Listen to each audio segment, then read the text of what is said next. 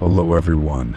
About 70% of the friends who watch my videos are not subscribed, and I would be very happy if you did.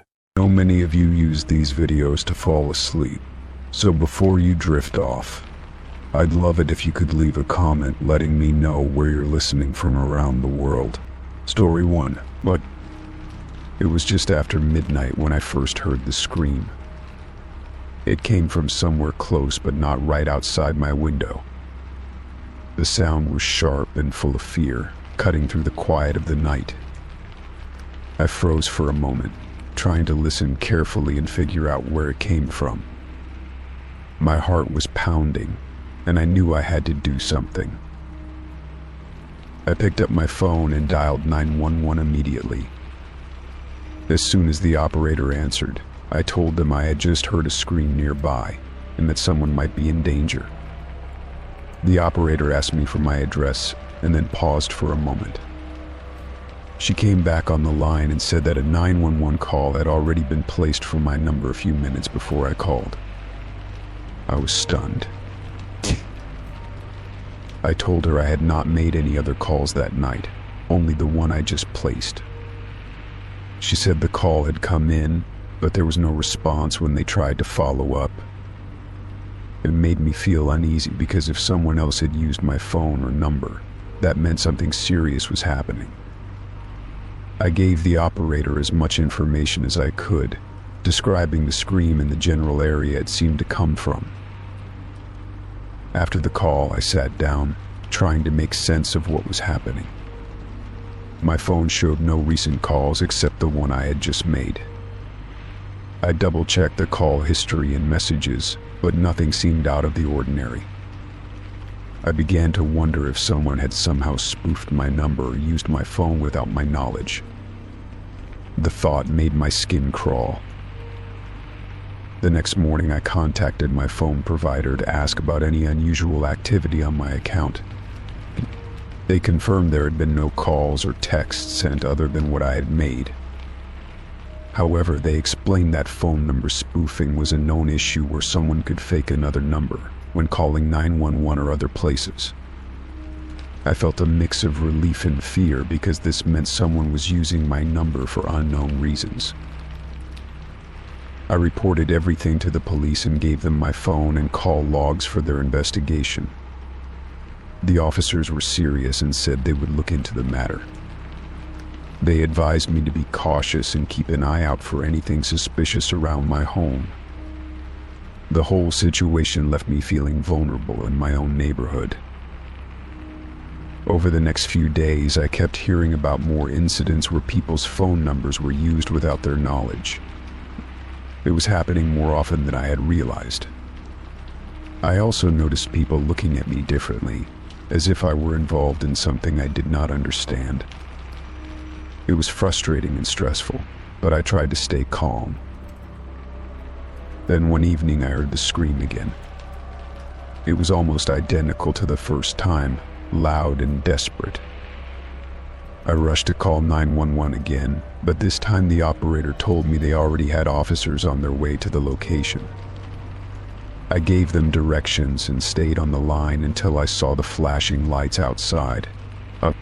The police arrived quickly, and I explained everything again.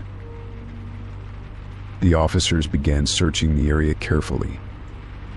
They talked to neighbors and tried to find out if anyone had seen or heard anything unusual. It turned out that someone nearby was indeed in danger and had tried to call 911 but was unable to speak properly. The suspect was caught a few blocks away shortly after. The police believed the calls with my number were an attempt to hide the real source. After that night, I felt a strange sense of closure.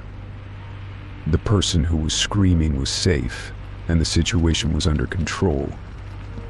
My phone number had been cleared as a tool used by someone else. I was grateful to the officers who responded quickly and worked hard to solve the case. Even though it was frightening, I was proud that I had acted by calling and reporting the screams. In the days that followed, I took extra steps to protect my identity and phone number. I changed passwords, monitored my accounts, and stayed alert to any unusual activity. The experience had taught me the importance of vigilance in today's world. I also realized how connected we all are and how a quick action can sometimes save a life. I shared my story with friends and family to raise awareness about phone spoofing and the risks it can bring. People were shocked but thankful for the warning. I encouraged them to report anything strange and to trust their instincts. We never know when a scream might mean someone needs our help. Looking back, I understand that night changed me. It showed me the power of a voice in the darkness and the strength of a community when people look out for one another. It reminded me that sometimes, even when things seem confusing or scary, doing what feels right can make a difference. And in the end, that is what truly matters. Story 2. I had just moved into a new apartment and wanted to feel more secure. It was my first time living alone, and the idea of having a smart camera by the door seemed like a good way to keep an eye on things. I bought a simple model online, promising easy setup and good features. The package arrived in the afternoon, and I spent the next hour unpacking and installing the camera. It was exciting to add a layer of security to my new space. After plugging it in and connecting it to my Wi-Fi, I downloaded the app and began setting everything up. The interface was user-friendly, and soon I was customizing the settings to suit my needs. Motion detection was turned on, and I made sure alerts were enabled so I would get notifications on my phone. I felt a bit safer knowing I could see who came and went. It was a small comfort in a world that sometimes felt uncertain. Once the setup was complete, I decided to review the recorded footage to make sure everything was working. I expected the first video to be from the moment I turned the camera on or later that day. But as I opened the app and looked at the timeline, I noticed something strange. The first video was already there, and it was dated 3 days before I had even bought the camera. I blinked, thinking I had misread it. Curious, I played the video. The footage showed my front door, but the quality was grainy and the lighting dim. At first, I saw nothing unusual.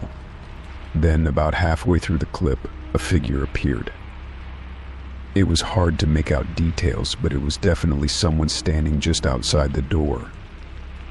The person looked around as if checking the area, and then disappeared from view. The whole thing lasted only a minute or two. My heart started pounding. How was this possible? The camera could not have recorded this if it was not installed yet. I checked the date and time on my phone and the camera settings, and everything matched. The video was stored in the cloud, not on the device itself. It felt like a puzzle with missing pieces. Was the camera hacked? Was it a glitch? Or something else? I showed the footage to a friend who was good with technology. They suggested it might be a reused or demo video mistakenly left on the device. That made sense, but the date was still troubling. It was not a recent clip from some generic footage. It seemed real and specific to my location. The feeling that someone had been outside my door days before I even moved in was chilling. I decided to dig deeper. I checked other videos stored on the cloud and found more recordings with similar dates. Each showed the same spot by the door at different times, always with a shadowy figure appearing and disappearing. No one else had access to the app, and no one else knew about the camera. I felt watched, and the idea made me uneasy. It was as if the camera was capturing moments from the past, not the present. I contacted customer support for the camera brand. I explained the situation and sent them the footage. They told me that their device is only recorded from the moment of activation and that any earlier videos should not be there. They suggested I reset the device and update the firmware. I did as they recommended, hoping it would solve the problem. But the videos remained still dated before installation. That night I stayed awake, watching the footage again. The figure outside my door seemed to move differently in each clip. Sometimes the person was still, other times pacing or looking around nervously. I wondered if the camera was showing me something I was not meant to see. The line between reality and something else felt blurred. I tried to rationalize it, but my mind kept returning to the possibility that someone had been there long before I knew. The next day, I decided to investigate the apartment building. I spoke with neighbors and the building manager. They all seemed friendly but unaware of any unusual activity. No reports of break-ins or suspicious people had been made. Yet, I could not shake the feeling that my space had been invaded. I asked the manager if the previous tenant had experienced anything strange, but they had no complaints. I thought about calling the police but hesitated. Without concrete proof of a threat, it might seem like paranoia. Still, I felt the need to protect myself. I bought additional security measures, better locks, a door alarm, and a second camera for the back of the building. It was a small fortress now, but peace of mind was worth it. I refused to let fear take over my life. As weeks passed, no new strange footage appeared. The camera only recorded from the moment I installed it and onward. The old videos stayed, locked in the cloud, a reminder of the mystery. I contacted the manufacturer again, pressing for more answers, but they only repeated that it was impossible. I was left with questions and no clear resolution. I began to see the situation as a lesson about control. Sometimes technology is not perfect, and sometimes it reveals things we do not want to know. I learned to be cautious but not fearful. I embraced the security I had built and trusted my instincts. The past footage became a strange part of my story, a secret I kept to myself. In time, I stopped obsessing over the videos. They were a ghost in the machine, haunting but distant. I focused on my life, my work, and the friends I made. The camera did its job, keeping me safe in the present, and that was enough. I was grateful for the protection it gave me, even if the mystery remained. Now, when I look at the camera, I think about how technology connects us to more than just the present. It can link us to memories, histories, and sometimes unknown truths. I accept that some questions may never be answered fully, and that is okay. What matters most is how we respond and move forward. The strange first video will always be part of my story, a reminder that life is unpredictable. I am stronger for having faced the unknown, and I have found peace in uncertainty. Security is not just about cameras or locks, it is about courage and trust. I learned that, and it changed me. In the end, I am thankful for the experience. It opened my eyes and made me more aware. It taught me to balance caution with confidence and to embrace life despite its mysteries. The smart camera was more than a device, it was a teacher. And I am better for it. Story 3. I had always been cautious about my devices. With so much personal information stored on my laptop, I knew the risks of cyber threats were real. I made it a habit to keep my Wi-Fi off when I was not actively using the internet, just to be safe. That night, after a long day, I finally decided to disconnect and focus on some offline work. I shut off the Wi-Fi and settled into my chair, feeling secure. But then, my screen flashed with a notification. A file transfer request appeared out of nowhere with a chilling title, "Don't disconnect." I blinked at the message, confused and uneasy. I had just turned off the Wi-Fi, so how was this possible? My heart quickened, and I hesitated before clicking anything. The title alone felt like a warning or a threat. Curiosity pushed me to investigate. I checked my network settings, and sure enough, the Wi-Fi was off. Bluetooth was disabled. There was no obvious way for any file to reach me. The sender was anonymous, no name or address attached. I felt like I was staring at a riddle wrapped in a mystery. For the next hour, I sat frozen in front of the screen. The file transfer kept trying to push through, refusing to disappear. Each time I closed the notification, it reappeared moments later. It was as if someone or something was determined to get me to accept this file. Fear mingled with fascination as I wondered what could be inside. Was it dangerous? A prank? Or something far worse? I reached for my phone and searched online for similar stories. People had reported strange file transfers, ghost messages, or unexplained pop-ups before. Some said it was hackers probing their devices. Others believed it was malware or a virus trying to infiltrate. None of the explanations eased my mind. The phrase "don't disconnect" stuck in my head like a command. Deciding to be cautious, I unplugged my laptop from the internet entirely and shut down all connections. Still, the notification appeared again.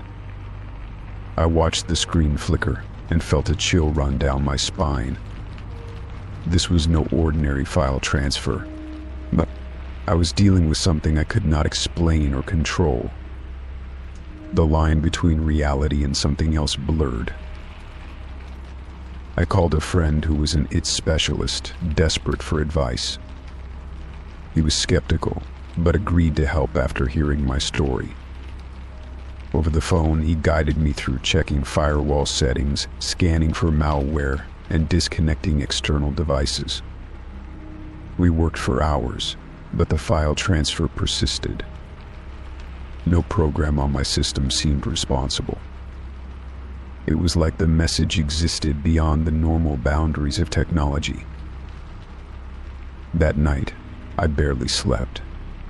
The notification haunted me, appearing in my dreams as a shadowy figure urging me not to disconnect. I wondered if it was some kind of warning, a plea, or a trap. I questioned if I should accept the file just to see what was inside or continue to resist and risk angering whoever was behind it. My mind raced with possibilities, none of them comforting. Days passed, and the strange file transfer continued. It became a constant presence, interrupting my work and invading my peace. I started to avoid using the laptop altogether, afraid that any action might trigger something worse. Friends and family noticed my distraction but did not understand. I kept the secret, torn between fear and the desire for answers. One afternoon, while cleaning my desk, I noticed an old USB drive I had forgotten about. On impulse, I plugged it into the laptop. To my surprise, the file transfer notification stopped appearing immediately. The laptop seemed to recognize the drive and accepted it as a trusted device. That small discovery gave me a sliver of hope. Maybe there was a way to control this strange phenomenon.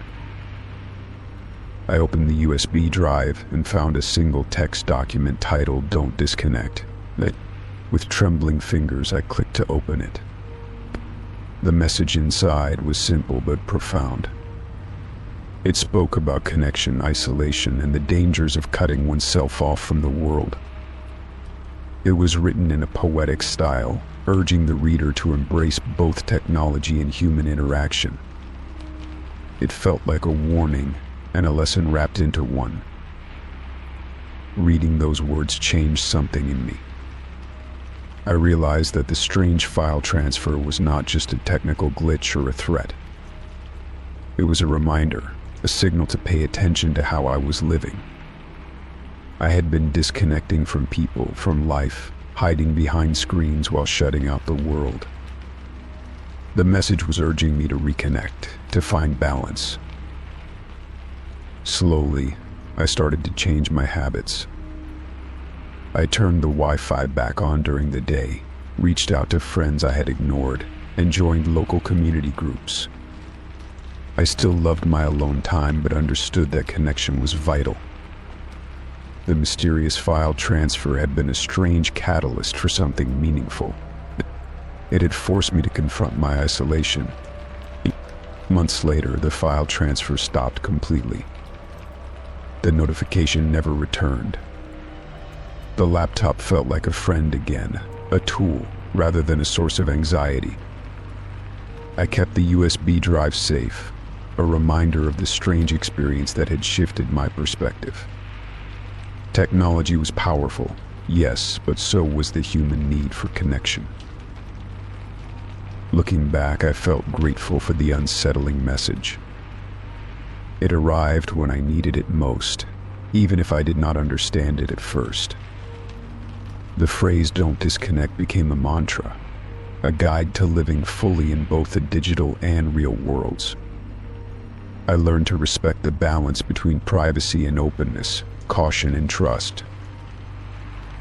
In the end, the file transfer was real, but not in the way I had feared. It was real in its message, real in its impact, and real in the way it changed me. I could not explain how it appeared with the Wi-Fi off, but I stopped trying to find a logical answer. Sometimes, life delivers unexpected lessons in strange packages. And so I continue forward, connected in more ways than one. I keep my devices safe but open, my mind cautious but curious. I listen for the quiet messages hidden in the noise of everyday life. Because sometimes the most important files are not data, but the reminders to stay connected to people, to life, and to ourselves. Story 4. I walked into the hotel lobby feeling tired after a long day of traveling. The place was busy with people checking in and out, their faces tired but hopeful, like mine. I approached the front desk, ready to get my room key and finally rest. When the clerk handed me the key, I noticed something strange. The card had my last name printed clearly on it. At first, I thought it was a simple coincidence or a mistake. Maybe someone else had the same last name as me, and the hotel was just handing out keys in order. But when I asked the clerk to double-check, she smiled politely and said the room was indeed reserved under my name. I was confused. I did not remember making a reservation at this hotel. I tried to explain that I had not booked a room, but the receptionist insisted everything was in order. She handed me a small envelope with a welcome note that addressed me personally. It felt surreal, like I had stepped into a story where I was both the main character and a stranger at the same time. The note mentioned a stay paid for in advance, but I had no idea who would have done that or why. I decided to take the key and see the room for myself. Walking down the long corridor, I kept glancing at the key card as if it held answers I could not quite reach. When I opened the door, the room was immaculate and welcoming, as if waiting for me. On the desk lay a letter, also addressed to me, with no signature. My heart started to race as I unfolded it carefully. The letter said someone wanted me to find this place, that it was meant to be a fresh start. It spoke about new beginnings and leaving the past behind. It was comforting but also mysterious. I wondered who had sent it and why they would go through all the trouble to arrange such a surprise. As I sat on the bed, my mind swirled with questions. I thought about my life and the choices I had made that led me here. Could this unexpected hotel stay be a sign that I needed to change something? Maybe it was a push from the universe to slow down and take care of myself. I felt a strange mix of fear and hope settle in my chest. The next morning, I explored the hotel and found it was more than just a place to sleep. It had a peaceful garden, a small library filled with books I loved, and quiet spaces where I could think without distractions. Each corner seemed designed to heal and inspire. It was as if someone had created this sanctuary just for me. Over the days that followed, I let myself relax and reflect. I reached out to old friends I had lost touch with and wrote letters to people I needed to forgive, including myself. The hotel became a place of transformation, helping me reconnect with my desires and dreams. I started to see the possibility of a different future, one I could shape with intention. One afternoon, as I sat in the garden watching the sunlight filter through the leaves, a staff member approached me. She smiled and said the hotel welcomed guests who were ready for change, who needed a space to heal.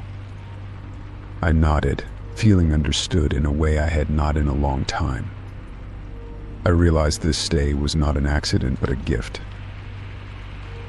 Before leaving, I found a journal in the room and began writing my thoughts and plans for what came next. The simple act of putting pen to paper helped me feel grounded and hopeful. I knew that while the hotel stay would end, the journey it began was just beginning. I felt ready to face the world again with new strength. When it was time to check out, the front desk staff thanked me for choosing their hotel and wished me well. I handed back the key card with a smile, knowing it was a symbol of a turning point. As I walked away, I felt lighter and more certain about the path ahead.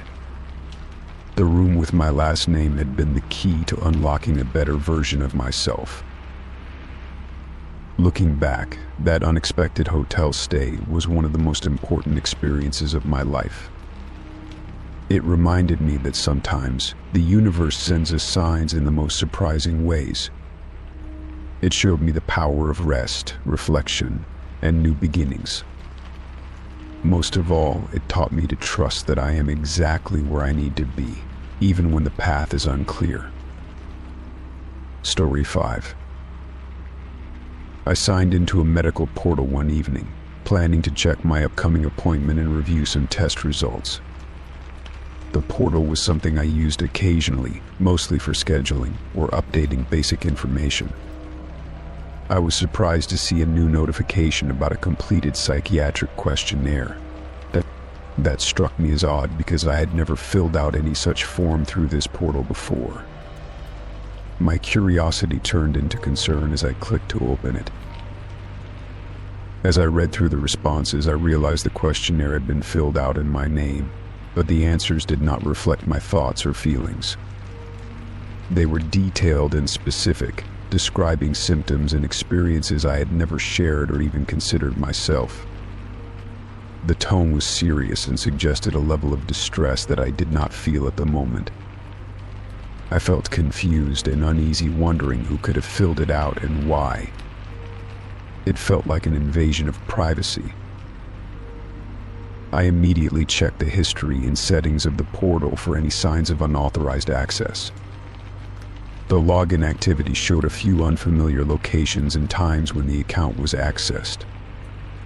That only increased my worry. It was clear that someone else had used my profile. I did not know whether it was a mistake, a prank, or something more sinister. I knew I had to act quickly to secure my information. I contacted the medical provider support team to report the suspicious activity. They were helpful but warned me that these portals sometimes had glitches or could be vulnerable to hacking. They promised to investigate and temporarily restricted access to my account. Meanwhile, they advised me to change all my passwords and monitor my personal information closely. I felt a mixture of frustration and vulnerability. My personal mental health details were being tampered with by someone unknown. As the days passed, I reflected on the content of the questionnaire and how invasive the situation felt. I was grateful that the false information did not affect my actual medical records, but the fear of exposure lingered. It made me question how much control we truly have over our online identities. The feeling of someone else pretending to be me, especially in such a sensitive area as mental health, was deeply unsettling. I wondered if this was a random act or if someone close to me was involved. I reached out to a trusted friend and shared what happened. Talking about the experience helped me feel less isolated. They reminded me how important it was to protect my privacy, but also not to blame myself for what someone else had done. They encouraged me to stay vigilant and consider additional security measures like two-factor authentication. Their support gave me a little peace amidst the chaos. Over the next few weeks, the medical provider confirmed that the portal had been compromised by an unknown user. They assured me that no changes had been made to my official health records and that the questionnaire would be removed. They apologized for the stress caused and promised to improve their security protocols. While this was somewhat reassuring, the experience left a lingering mistrust of digital systems I had once relied on without question. This incident also made me think more about the importance of mental health and the stigma around it. Someone had used my name to fill out a psychiatric form, perhaps to cause harm or for reasons I could not guess. It showed me how vulnerable mental health information could be and how essential it is to protect it carefully.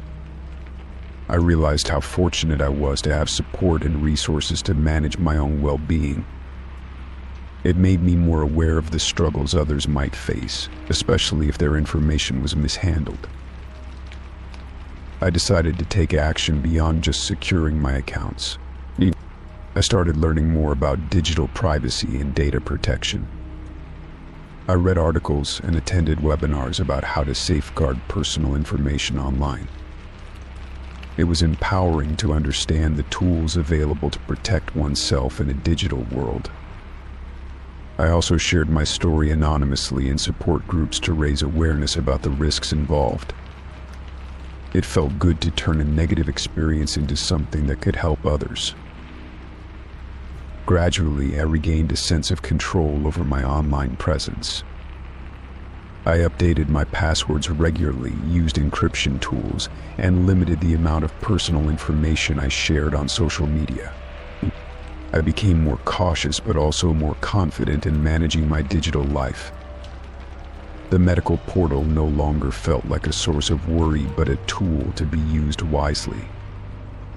This experience, while difficult, taught me valuable lessons about vigilance and resilience. In the end, I found peace by focusing on what I could control. I learned that protecting my privacy was an ongoing process, one that required attention and effort.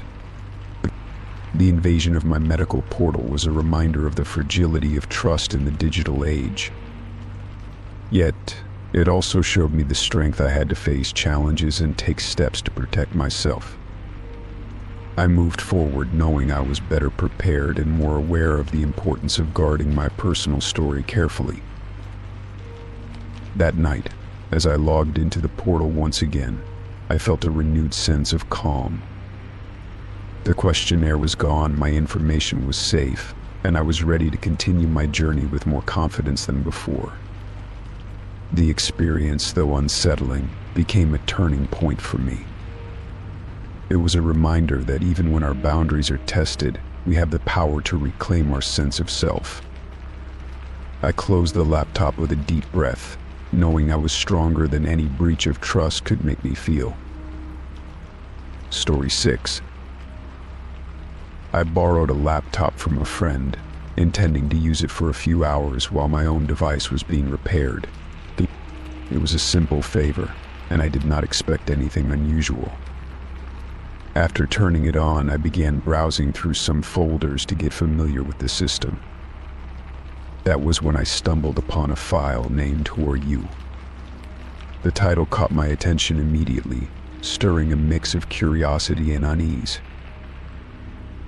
Opening the document, I found it filled with a series of questions, some straightforward and others deeply personal. The tone of the writing was both clinical and unsettling, as if designed to probe into someone's very identity.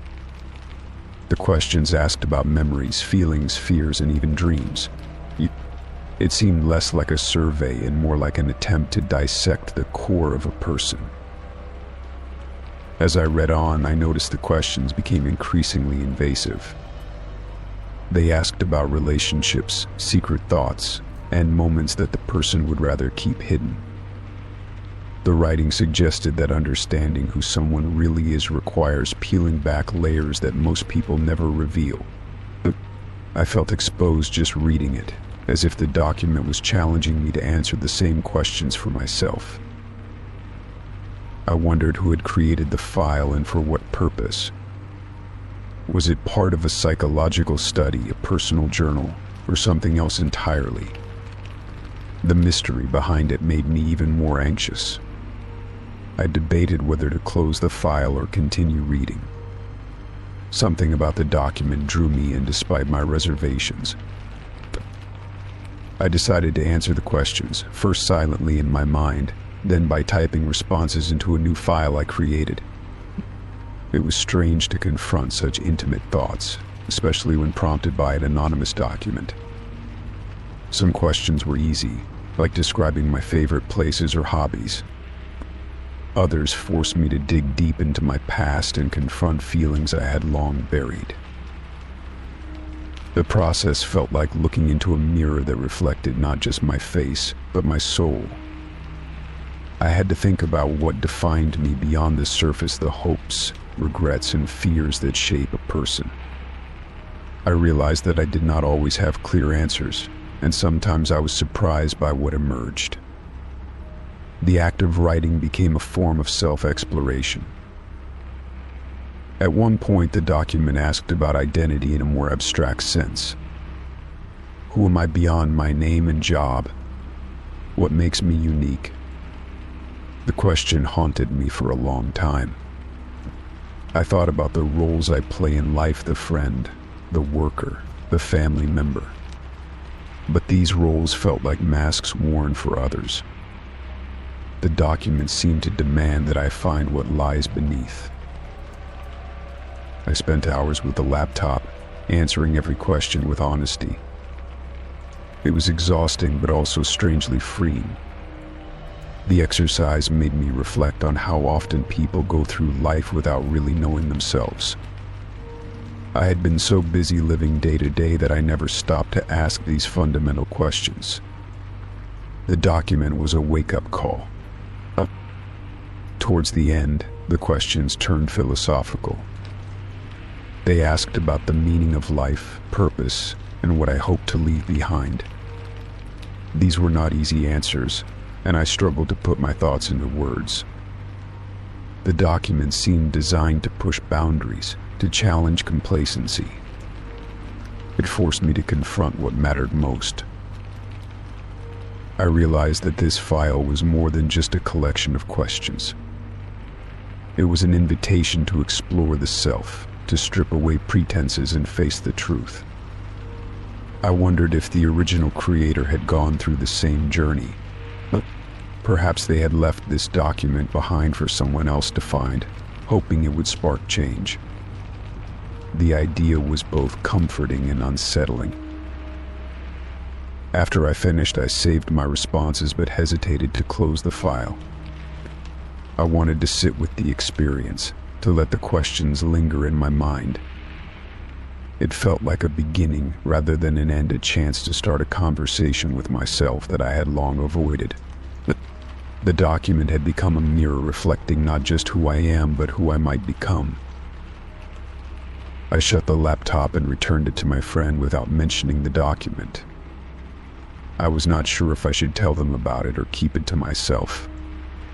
The experience had felt deeply personal, almost sacred. It was something I needed to process on my own before sharing. I felt changed, more aware of the complexity inside me. In the days that followed, I found myself thinking about the questions even when I was not actively trying to answer them. They had sparked a curiosity about identity and meaning that I could not shake. I began journaling more regularly, using the document as a guide. The act of writing became a way to understand myself better. I also noticed changes in how I interacted with others. I became more patient and empathetic, realizing that everyone has their own struggles and hidden layers. The document had reminded me that understanding oneself is a lifelong journey, and so is understanding others. I felt more connected and less alone. The experience taught me the power of asking difficult questions and being honest with the answers. It showed me that self-discovery is not a destination but a process. The document titled "Who Are You" was more than just a file on a borrowed laptop. It was a catalyst for growth. I carry its lessons with me still.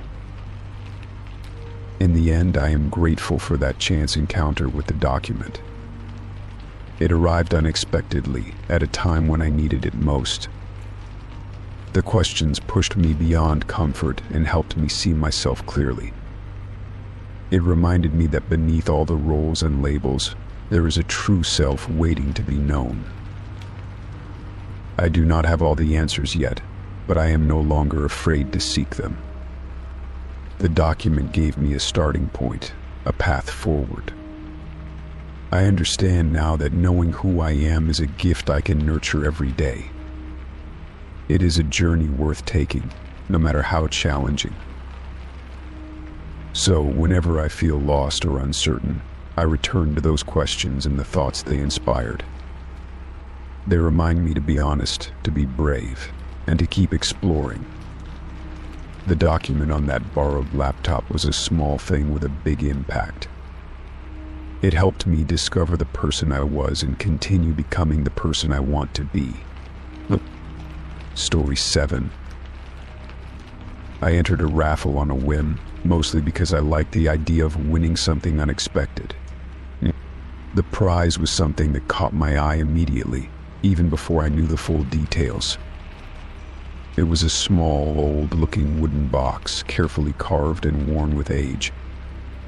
I was drawn to it without knowing why. Something about it felt familiar. When the raffle was announced, I almost did not believe my luck.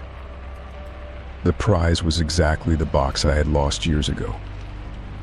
Not just any box, but the one that had belonged to my grandmother, handed down to me when I was young. It had been missing for a long time after a move. To see it come up as a prize in a raffle felt like a strange twist of fate. What really convinced me it was the same box was a small scratch mark on the lid. The scratch was a jagged line, almost like a tiny lightning bolt, and I remembered it well. It was the only mark on the entire box, a reminder of a clumsy moment when I accidentally dropped it as a child. That mark had stayed with me all these years, and now it was there again, as clear as ever. I took the box home carefully, almost afraid to touch it too much. Holding it felt like holding a piece of my past that I thought was gone forever. I ran my fingers over the carvings and the scratch, feeling a deep connection to memories I had thought lost. It was as if the box was a bridge between then and now, between what I had and what I had missed. Opening the box was like opening a time capsule. Inside, I found items I had forgotten about: a faded photograph, a pressed flower, and a few letters tied with a ribbon. These were things my grandmother had given me, small treasures meant to be kept safe. Seeing them again brought back a flood of emotions, a mixture of joy and sadness. I sat down that evening and began to read the letters one by one. They were written in my grandmother's flowing handwriting, full of stories from her life and advice for mine. Each letter was a window into a past I barely knew but felt intimately connected to. I realized how much I had missed her presence all these years. The photograph was of her as a young woman, standing in front of a garden filled with flowers. I had never seen this picture before, and it made me smile. The pressed flower was a delicate violet, a symbol she had often spoken about as representing loyalty and remembrance. All these small details made me feel like she was reaching out to me through time. I thought about how the box had been lost and how it had finally found its way back to me. It was strange to think about the journey it must have taken, passing through unknown hands before ending up as a raffle prize. I wondered who had cared for it and why it was offered up to strangers. The mystery only added to the box's meaning for me. I decided to take care of the box in a new way. Instead of keeping it hidden away, I placed it in my living room where I could see it every day. It became a symbol of connection and continuity, a reminder of my roots and the people who came before me. The box was no longer just an object. It was a story, a memory, and a treasure. The experience made me think about how often we lose things that are important to us without realizing their true value until they are gone. It also showed me that sometimes life has a way of bringing back what we need when we least expect it. That little box was more than just wood and carvings. It was a part of my life I thought I had lost but now found again. In the weeks that followed, I shared the story of the box with close friends and family. Their interest and curiosity reminded me how much history and meaning objects can carry. The box became a talking point, a way to connect with others over memories and stories. It was amazing how one small prize from a raffle could open so many doors. I kept the box safe and treated it with care, but I also allowed it to be part of my daily life. It sat beside my favorite chair, a constant reminder of the past and a source of comfort. Whenever I felt overwhelmed or lost, I would open it and look at the letters and photograph. The box gave me strength and a sense of belonging. Looking back, entering that raffle was one of the luckiest things I ever did. I never expected to win something so deeply personal or meaningful. It was a reminder that sometimes the universe surprises us in the most unexpected ways. That box, with its familiar scratch mark, was proof that lost things can be found again. The story did not end with just the box. It sparked in me a desire to learn more about my family history and to keep their memories alive. I began asking questions, seeking stories, and preserving old photographs and letters. The box had opened a new chapter in my life, one filled with discovery and connection. In the end, winning the raffle was more than a simple stroke of luck.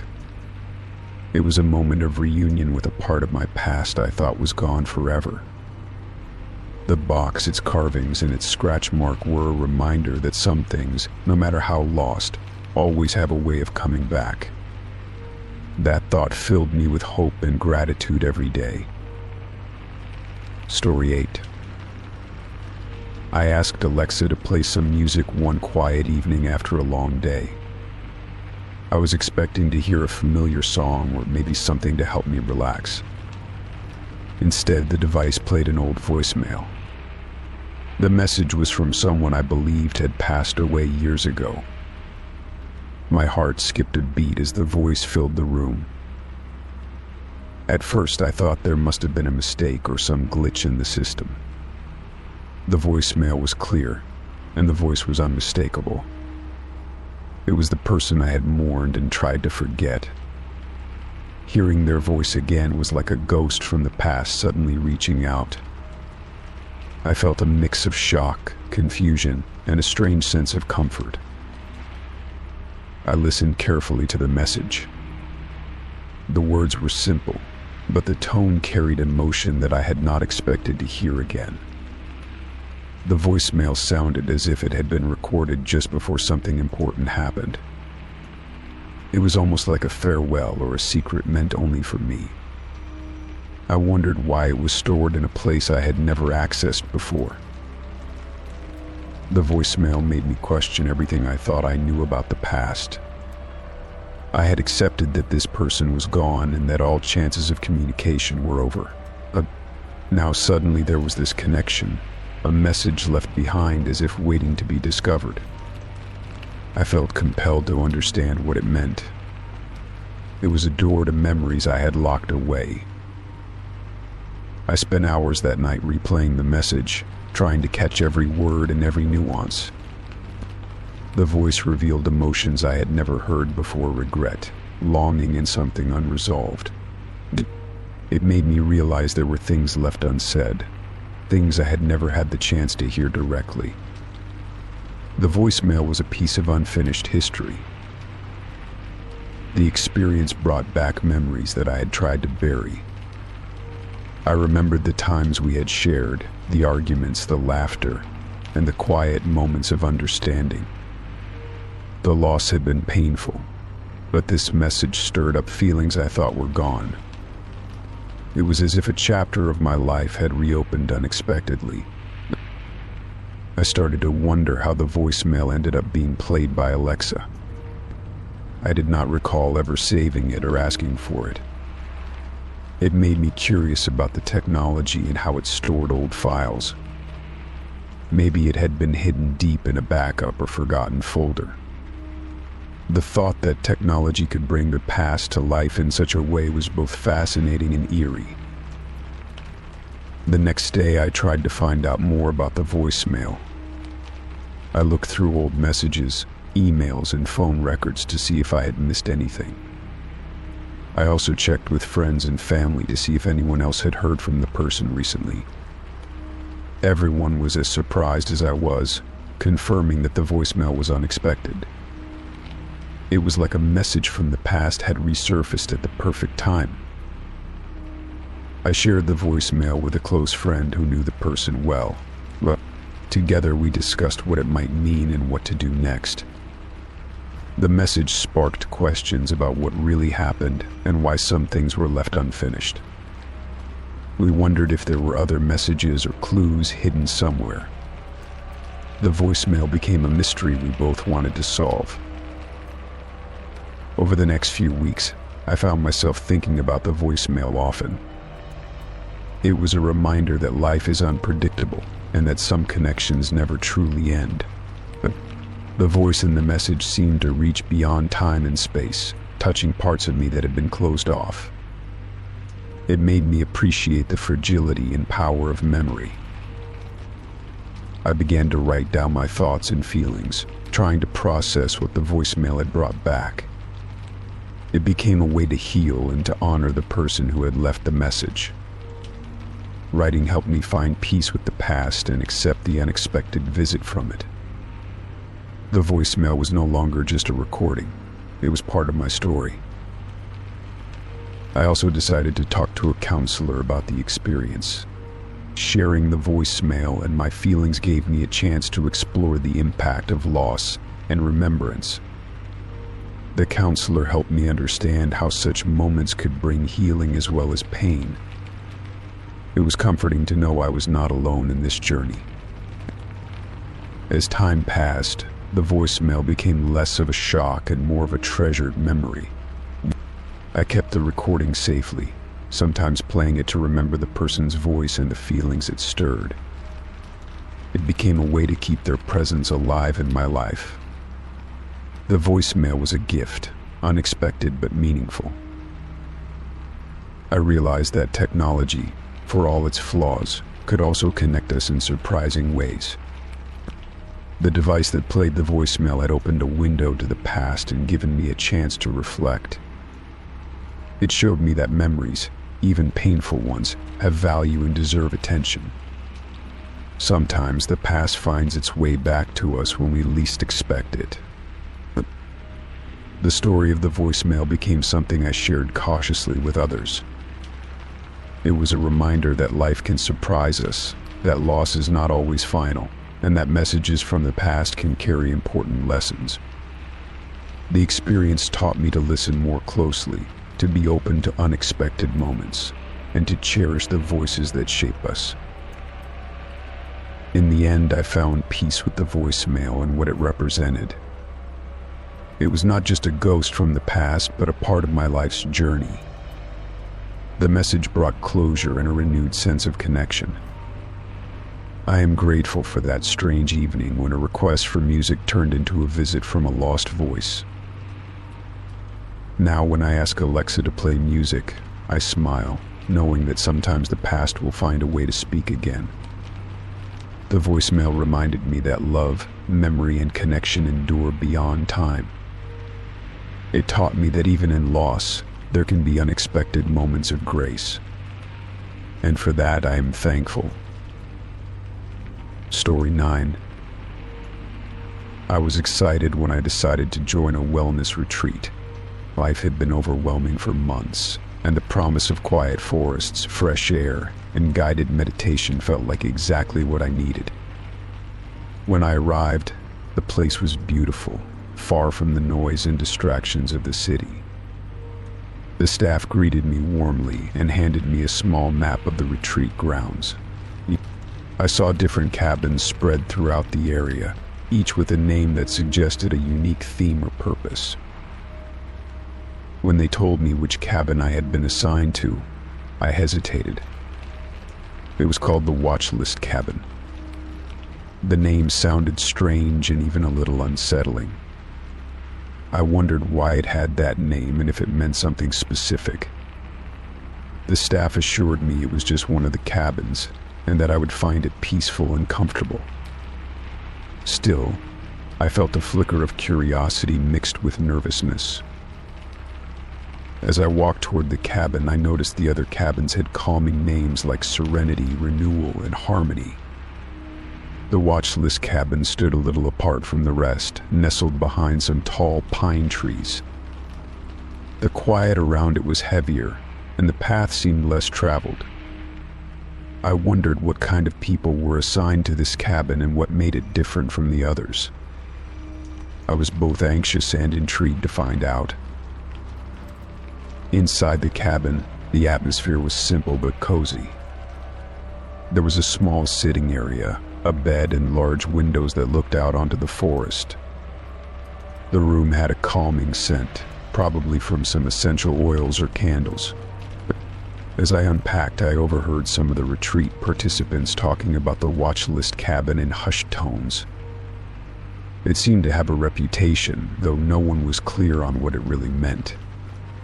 Some said it was for people who needed extra attention or had challenges to work through. That evening, I joined the group for a welcome session. The retreat leader explained that each cabin represented different journeys and struggles people brought with them.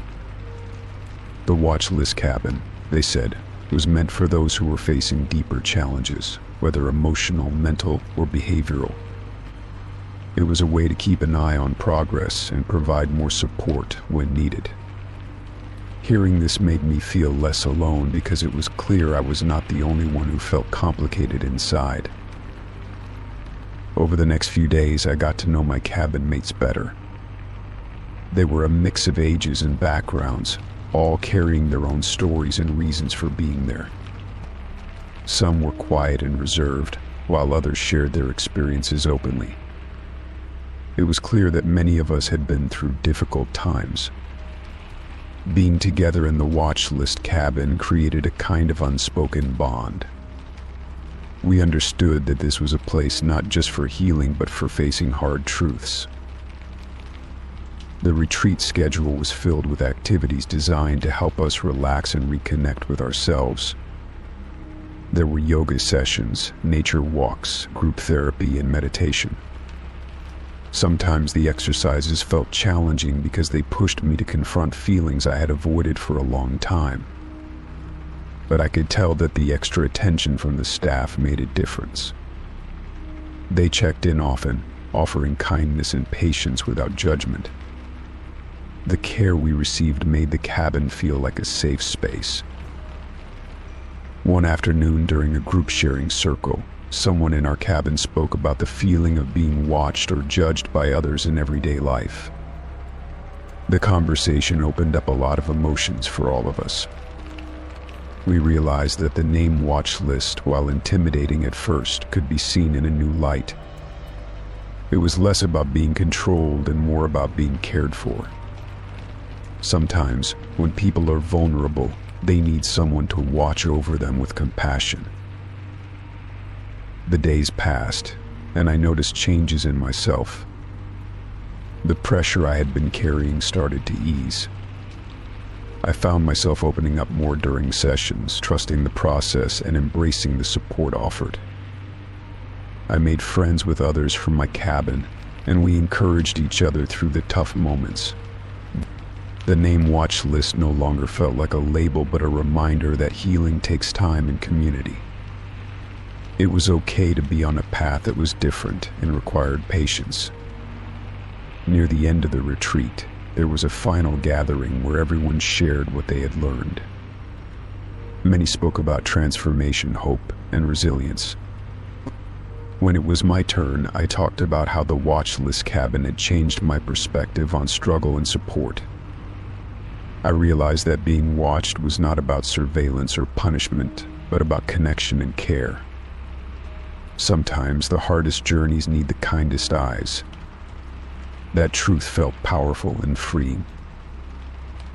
Leaving the retreat, I felt lighter and more grounded. The memories of the forest, the friends I made, and the lessons learned stayed with me. I understood that healing is not a straight path, and sometimes being on a watch list is a way to find strength. The name that once felt strange became a symbol of hope. I promised myself to carry that sense of compassion forward, both for others and for myself. The experience taught me the importance of kindness, especially when life feels difficult. It reminded me that we all need a place to feel safe and understood. The Watch List cabin was not just a physical space, but a symbol of acceptance and growth. I returned home with new tools, new friends, and a renewed sense of purpose. It was a chapter in my life I would always be grateful for. Reflecting on the retreat, I saw how much courage it took to face what was inside. The Watch List cabin showed me that healing is not about being perfect, but about being seen. It is about letting others walk with you through the shadows. Oh, that kind of support changes everything. I carry that lesson every day now, knowing that true wellness comes from embracing every part of ourselves.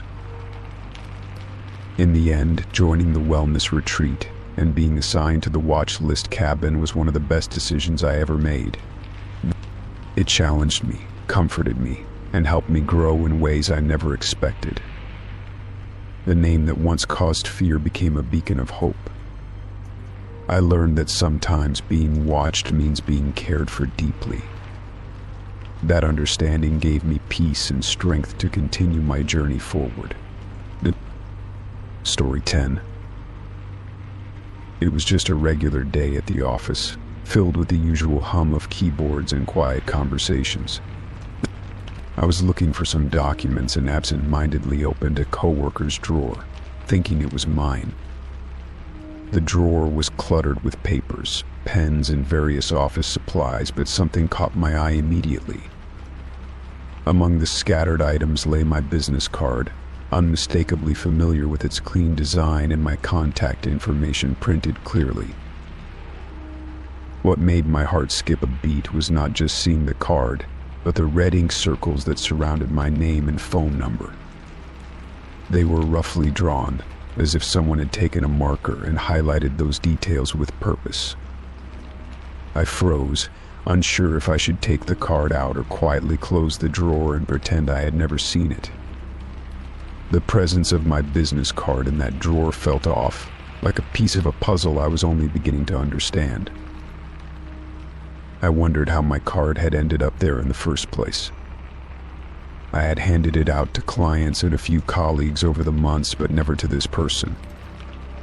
The red circles made it feel like a target, or worse, a message. Why would someone mark up my card and keep it hidden away? Questions swirled in my mind as I carefully placed the card back and shut the drawer, pretending I had been looking for a stapler. For the rest of the day, I couldn't shake the unease that had settled over me. Every glance at that coworker felt heavier, loaded with suspicion. I kept replaying the moment over and over, trying to figure out if I had misread the situation. But the card with those red ink circles was real, and I knew it was not just a random act. The next day, I tried to act normal, but my thoughts were elsewhere. I watched my coworker more closely, noticing little things I had never paid attention to before. The way they sometimes stared at me for a bit too long, or the strange questions about my schedule and habits. It was subtle, but it added to the growing sense of discomfort that had taken root inside me. I decided to keep a record of anything unusual, jotting down times and details after every encounter. I wanted proof, or at least a pattern that would explain the strange connection between that drawer and the card. My coworkers noticed my distracted mood, but I brushed off their concerns with a smile. I did not want to alarm anyone or admit that I felt watched. Weeks passed, and the situation did not improve. The red circles on my business card were a constant image in my mind, a symbol of attention that was neither friendly nor benign. I started to avoid that coworker whenever possible, changing my route in the office and minimizing conversations. The workplace felt smaller, as if every corner held a secret I could not uncover. One afternoon, I accidentally overheard a conversation that made my blood run cold. My coworker was speaking quietly on the phone, mentioning my name and details about my daily routine. The voice was calm but deliberate, as if planning something. I stepped back, heart pounding, and realized this was more than simple curiosity or admiration. It was something darker. I debated what to do next. Going to management felt like admitting weakness or paranoia. I was afraid that without solid evidence, I might be dismissed or even blamed. No, but staying silent meant risking whatever was unfolding right under my nose. I knew I had to protect myself, even if it meant stepping into uncomfortable territory. Late that day, I searched my own desk and belongings, making sure nothing was missing or out of place. I checked my phone for strange messages or calls and tightened my privacy settings on work-related accounts. It was a small step, but it helped me feel a little more in control. I also talked to a trusted friend outside of work, sharing what was happening and asking for advice. Sometimes just saying the words aloud made the situation feel more real and urgent. The next morning, I brought up my concerns with human resources, carefully explaining the situation without accusing anyone outright. I showed them the business card, describing the red circles and the odd behavior I had noticed. They took the information seriously and promised to look into it discreetly.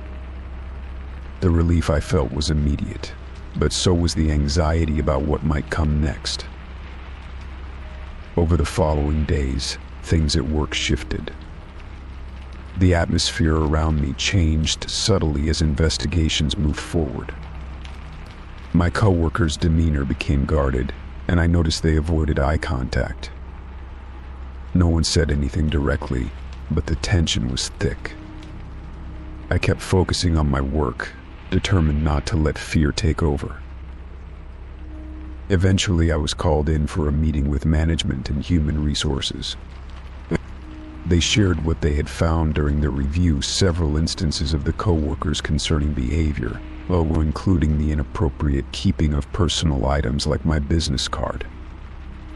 It seemed the red ink circles were a form of fixation, a way of marking a target. The company decided to take action, offering support and setting clear boundaries to ensure safety for everyone. In the weeks that followed, I slowly regained my confidence at work.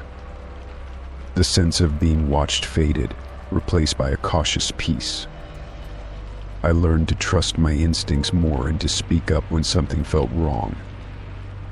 The red circles on my business card had been a warning, but they also became a reminder that I had the strength to face uncomfortable truths. Looking back, I understood that some dangers are hidden in plain sight, disguised in everyday objects and subtle behaviors. But I also learned that awareness and courage can change the course of those dangers.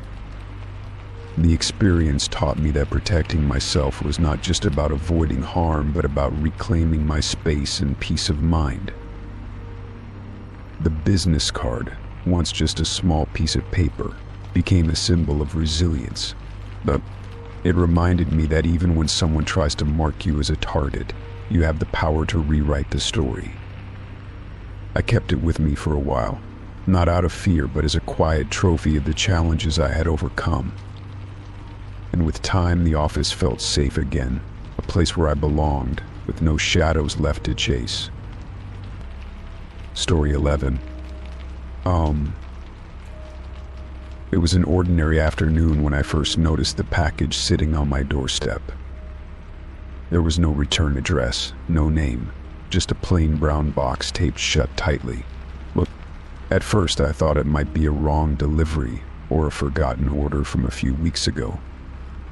The weight felt unusual, neither too light nor heavy. Curiosity got the better of me, and I decided to open it carefully. Inside, I found a folded sheet of paper that looked like a technical drawing. As I unfolded it, my eyes widened. It was a detailed sketch of my car's undercarriage, showing parts and sections I did not even know existed. The lines were precise, almost like a blueprint drawn by a professional. I held the paper in my hands, wondering who could have sent it and why.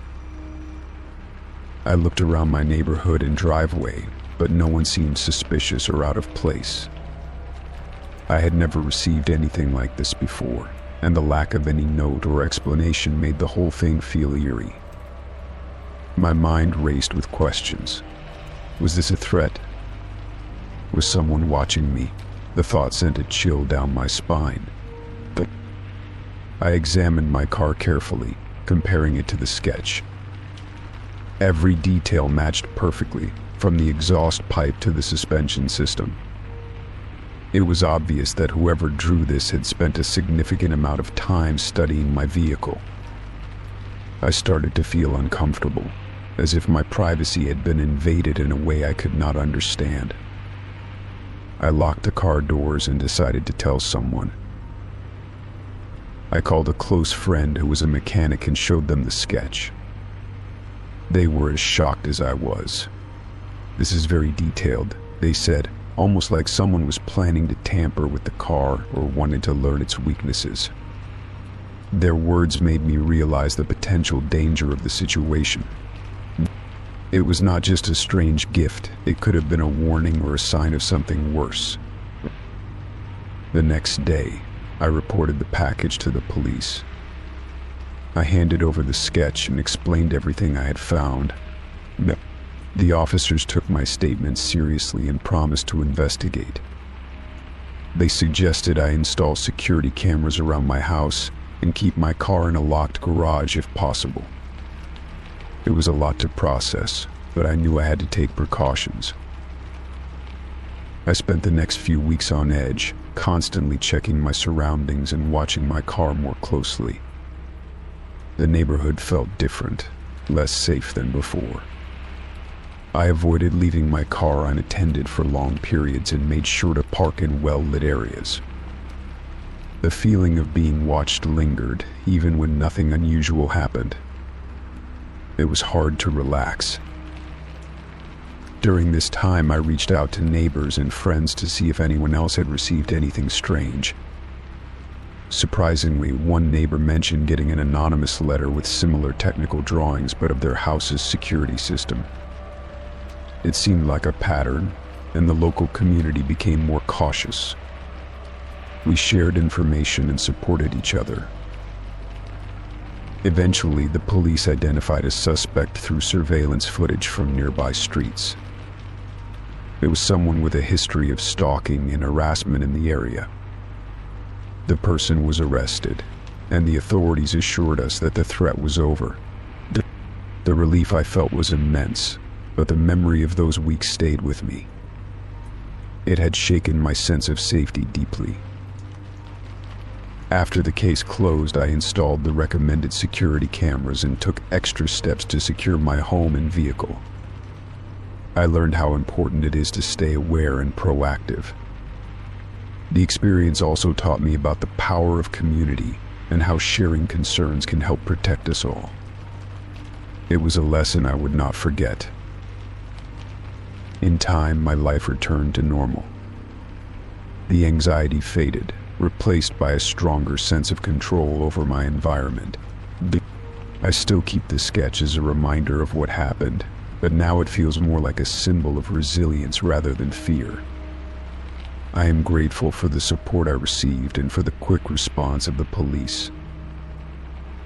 Looking back, I realize how vulnerable we can be to strangers with unknown intentions. It also showed me how important it is to trust your instincts and seek help when something feels off. That package was more than just a drawing, it was a wake-up call. I am glad I took it seriously and acted quickly. Now, I drive my car with peace of mind, knowing I did everything I could to protect myself. The experience made me stronger and more vigilant, but it did not break my spirit. I still believe in living life without fear but with awareness. Sometimes the strangest events teach us the most valuable lessons. Story 12. I'd been shopping online for some baby supplies when I noticed a deal on baby wipes. The brand was one I trusted, and the price was too good to pass up. I ordered a large pack, expecting the usual soft wipes that would come in a simple plastic package. The box arrived a few days later, and I brought it inside without a second thought. It was just another part of my daily routine, or so I thought. As I opened the package to prepare for the next day, I felt something unusual inside. It was a small, hard object hidden beneath the wipes. At first, I thought it might be a piece of packaging material or a misplaced item from the factory. But when I picked it up, I realized it was an AirTag, one of those tiny tracking devices used to locate lost items. I stared at it, confused and a little alarmed. How had it ended up inside my package of baby wipes? I had no idea. My mind raced through possibilities, none of them comforting. Was someone trying to track me? Was this an accident? I did not know who to call or what to do first. It was a feeling of unease that settled deep inside. I immediately scanned the AirTag using my phone. The device showed up as active and connected to someone else's Apple ID. The location had been moving around, always close to me, even when I was at home. I realized this was no accident. Someone had placed the tracker on purpose. My heart pounded as I tried to understand why. I contacted the company I had bought the wipes from, explaining the situation. They seemed surprised and promised to investigate. They asked me to send the AirTag to them for examination. I felt skeptical but agreed, hoping it was some kind of mistake. Still, the thought that someone could track me without my knowledge was terrifying. I also reached out to local authorities and filed a report. They took the matter seriously and started asking questions about who might want to follow me. I thought about my recent interactions and wondered if anyone had a reason to keep tabs on me. I could not think of any obvious enemies or threats, but the feeling of being watched was real. I increased my personal security, changing my routines and being extra cautious about what I shared online. I asked friends and family to keep an eye out for anything suspicious. The AirTag incident made me realize how vulnerable we all are in a connected world. Technology that is meant to help can also be used to harm. The investigation by the authorities took weeks. They traced the AirTag to a person I did not know but who had been following my movements. It turned out this individual had been stalking others as well. The police arrested them before anything worse could happen. Relief washed over me, but the scars of fear remained. I shared my story with others to raise awareness about the dangers of hidden trackers. Many people did not even know such devices could be used this way. I wanted to help others protect themselves and recognize the signs of being tracked. Knowledge, I believed, was the best defense. In time, I healed from the shock. I took back control of my life and my privacy. I installed additional security measures and stayed vigilant. The experience changed how I thought about safety and trust. I was stronger now, and I refused to live in fear. The baby wipes package was just the beginning of a lesson I never expected. It taught me to question the ordinary and to trust my instincts. I learned that even in everyday moments, danger can lurk. But I also learned that courage in action can overcome fear. Now, when I buy products or receive packages, I am careful but not paranoid. I balance caution with confidence, knowing that I can protect myself. The AirTag incident became a story of resilience, not defeat. It reminded me that safety is not just about technology, but about awareness and strength. In the end, I chose to move forward, carrying the lessons with me. The past incident no longer defines me. I live with more mindfulness and purpose. And I am grateful for the chance to share my experience, hoping it will help others stay safe in a world that is always changing. Story 13. It was a typical morning when I decided to call my mother using my phone assistant. I was halfway through getting ready for work, hands full with my coffee and bag.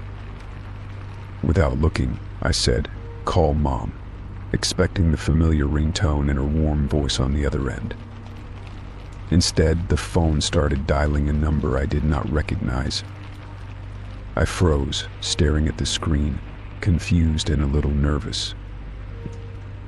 When the call connected, a voice I had never heard before answered with a single word, "Finally." The tone was calm, but carried a weight that sent a shiver down my spine. I swallowed hard, unsure if I should hang up or ask who it was.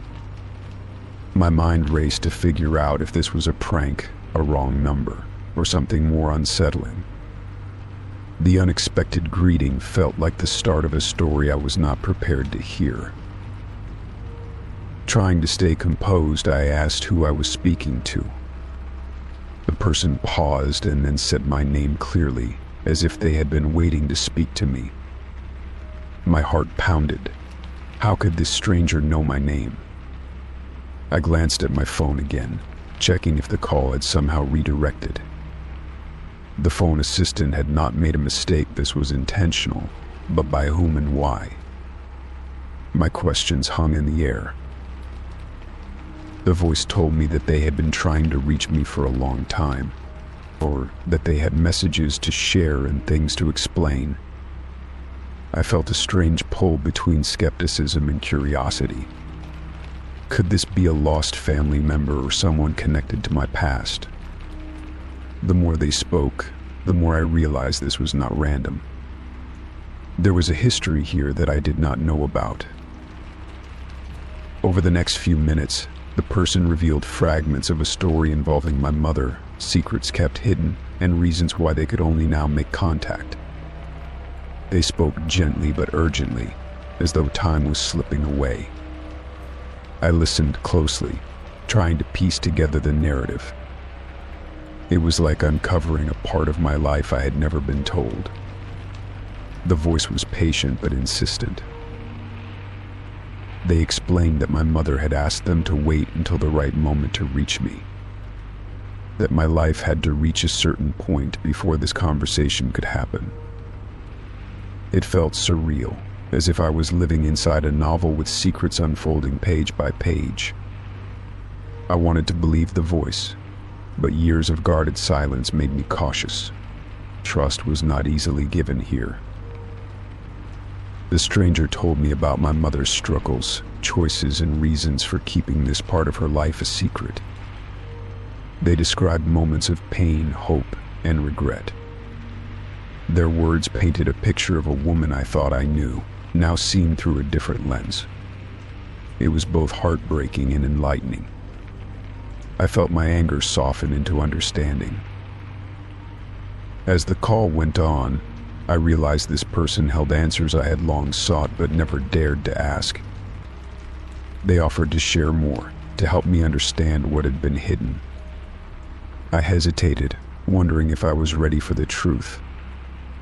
But deep inside, I knew I could not turn away. This conversation was a bridge to something I needed to cross. Before ending the call, the stranger asked me to promise to keep an open mind and heart. They said they would be there when I was ready to listen again. The line went quiet, leaving me with a mix of emotions swirling inside. I sat back, processing the weight of what I had just heard. My phone screen still showed the unknown number, a reminder of the unexpected connection. In the days that followed, I thought constantly about the call. I replayed the voice's words, trying to make sense of the revelations. I began reaching out to people I trusted, searching for clues and support. The pieces of my family's puzzle started shifting in ways I never imagined. I was no longer alone in my questions. Eventually, I mustered the courage to call back the number. The voice answered again, familiar and comforting this time. We spoke for hours, unraveling stories and filling gaps in my understanding. The stranger became a guide through a new chapter of my life, offering compassion and truth. With each conversation, I felt more whole. This unexpected connection changed how I saw my past and my mother. It taught me that family is sometimes complicated, layered with secrets and silence. But it also showed me that healing is possible when truth is shared. The call that began with confusion ended in hope and renewal. I learned to trust that sometimes answers come in strange ways and from unexpected places. The voice on the other end of the line became a lifeline, a source of clarity when I needed it most. And though the journey was difficult, it led me to a deeper understanding of myself and where I came from. Now, when I think about that morning, I am grateful for the strange call that changed everything. It reminded me that connections can appear when least expected, and that courage is found in listening. Life is full of surprises, and sometimes the most important conversations start with a single word, finally. Story 14. I pulled into the gas station late in the evening, tired from a long day of work and ready to get home. The air was cool and quiet, the kind of calm that settles after the rush of a busy city. I got out of my car and headed to the pump, deciding to use Apple Pay since I had left my wallet in the glove compartment. The transaction went through quickly, and then the machine printed out a small slip. I grabbed it, expecting the usual receipt, but instead the note read, "Go back." At first, I thought it was some kind of joke or a prank by the gas station staff. I looked around, but no one was near, and the place was nearly empty. The words felt strange, out of place in such a normal setting. I reread the note, trying to make sense of it. What did it mean? Go back to where? The message was simple but unsettling. I hesitated for a moment, feeling a chill run down my spine. My mind raced through possibilities. Maybe the machine had malfunctioned or someone had tampered with it. Still, the words seemed too deliberate to ignore. I decided to get back in my car and think for a minute before moving forward. As I sat in the driver's seat, the silence of the night pressed in around me. The glow of the street lights cast long shadows, making the world seem both familiar and strange. I considered the idea of going back where? Back to the gas station? Back to an earlier part of my day? Or was it something deeper, a warning about my path in life? The thought was haunting. I took a deep breath and called a friend to share what had happened. Sometimes saying things out loud helps make sense of confusing moments. My friend suggested I trust my instincts and be cautious, but not let fear control me. We agreed that sometimes the universe sends messages in mysterious ways, but it is up to us to interpret them wisely. After the call, I decided to drive slowly back the way I had come. As I retraced my route, I paid close attention to the surroundings. I noticed things I had missed earlier: a small child playing on a sidewalk, a car parked oddly at the side of the road, a shadow moving quickly behind a tree. It was as if the note had made me more aware, more present. The ordinary world suddenly held hidden details. Halfway through my return, I caught sight of a figure standing near the roadside, waving frantically. I pulled over, heart pounding, and got out of the car.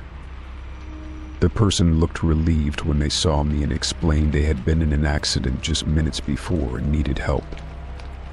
They had been waiting for someone to come by, but no one had stopped until now.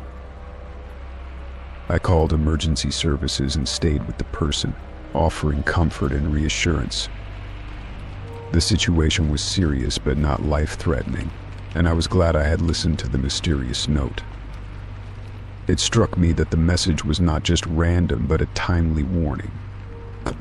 It had pushed me to go back, and that decision made a real difference.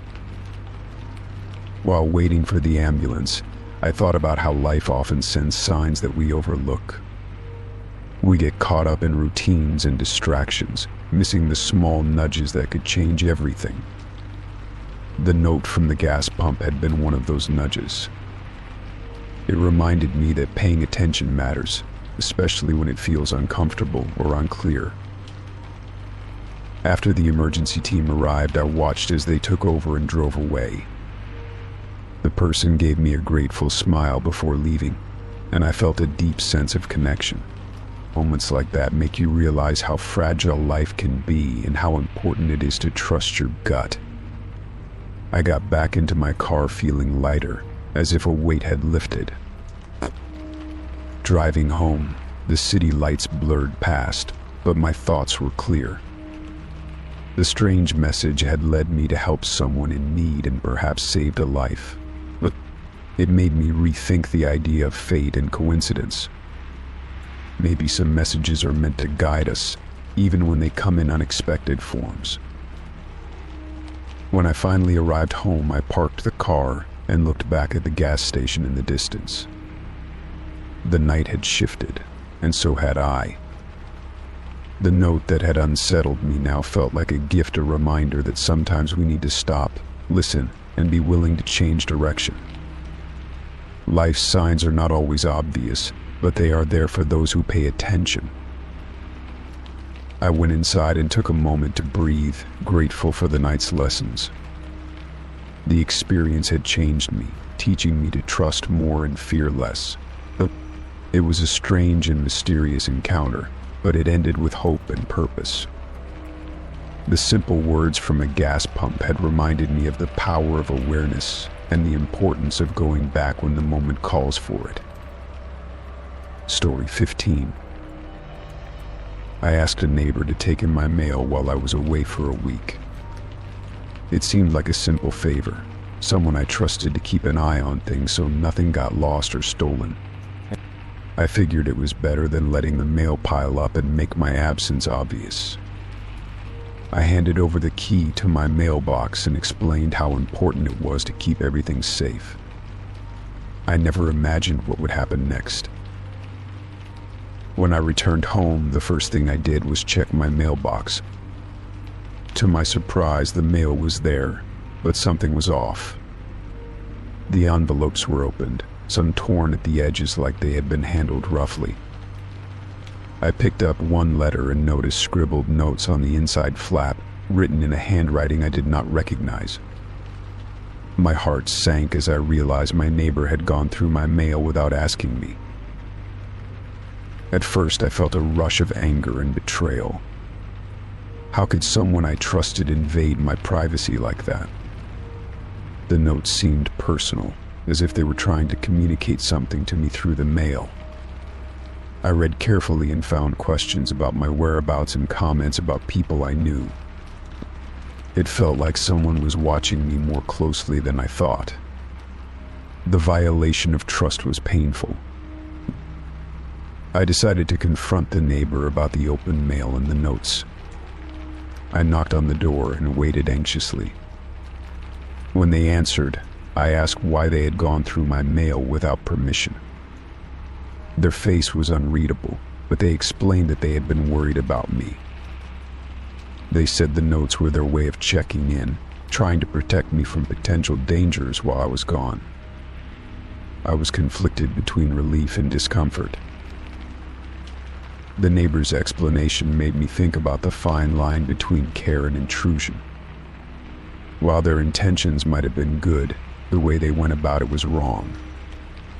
Privacy is something I value deeply, and having it crossed without consent left a mark. Still, I understood that sometimes people show concern in unusual ways. I had to decide how to move forward with this complicated situation.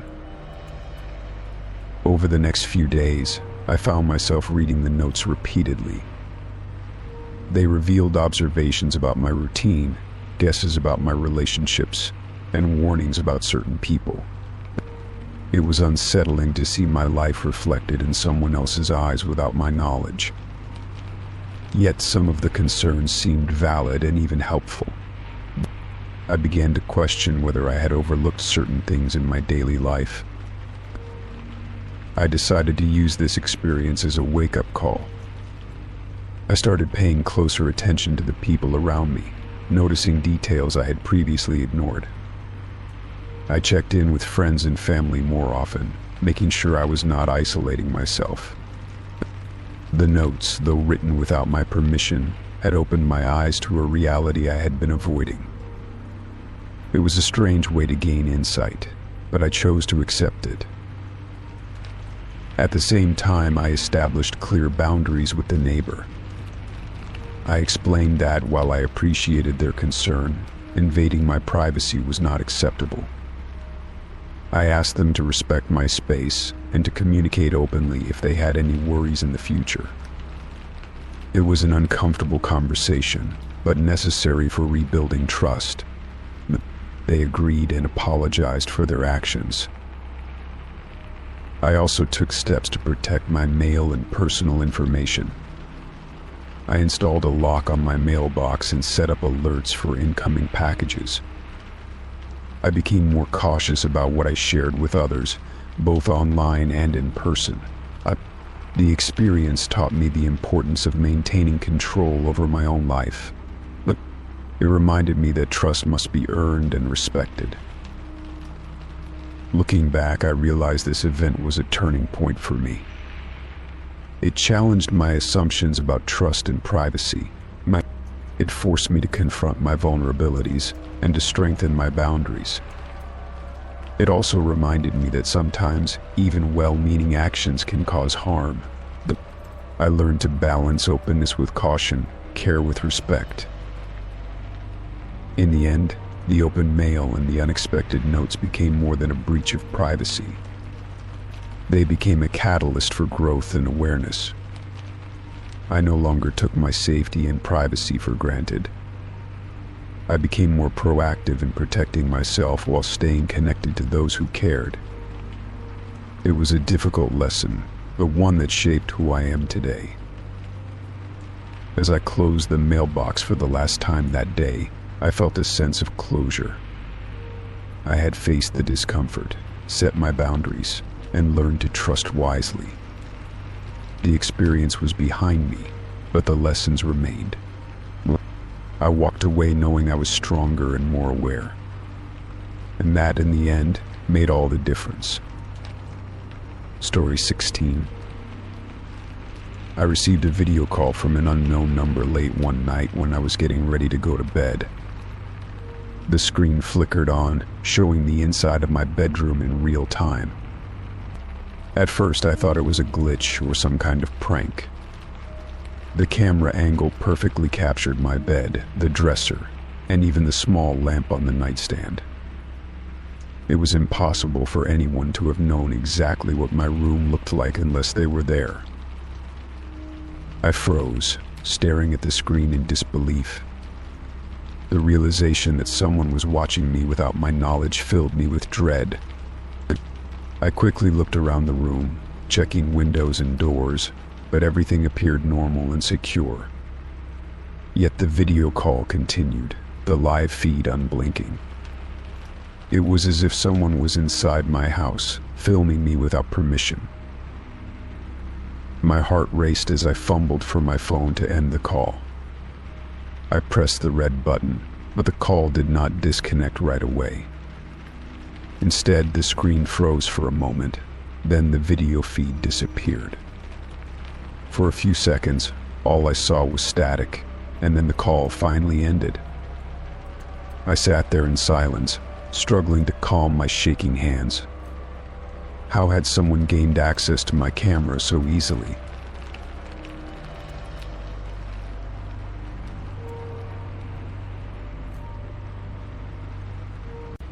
I checked my devices to see if the camera was active on any of them, but nothing seemed unusual. The laptop and phone cameras were off, and no apps were running in the background that I didn't recognize.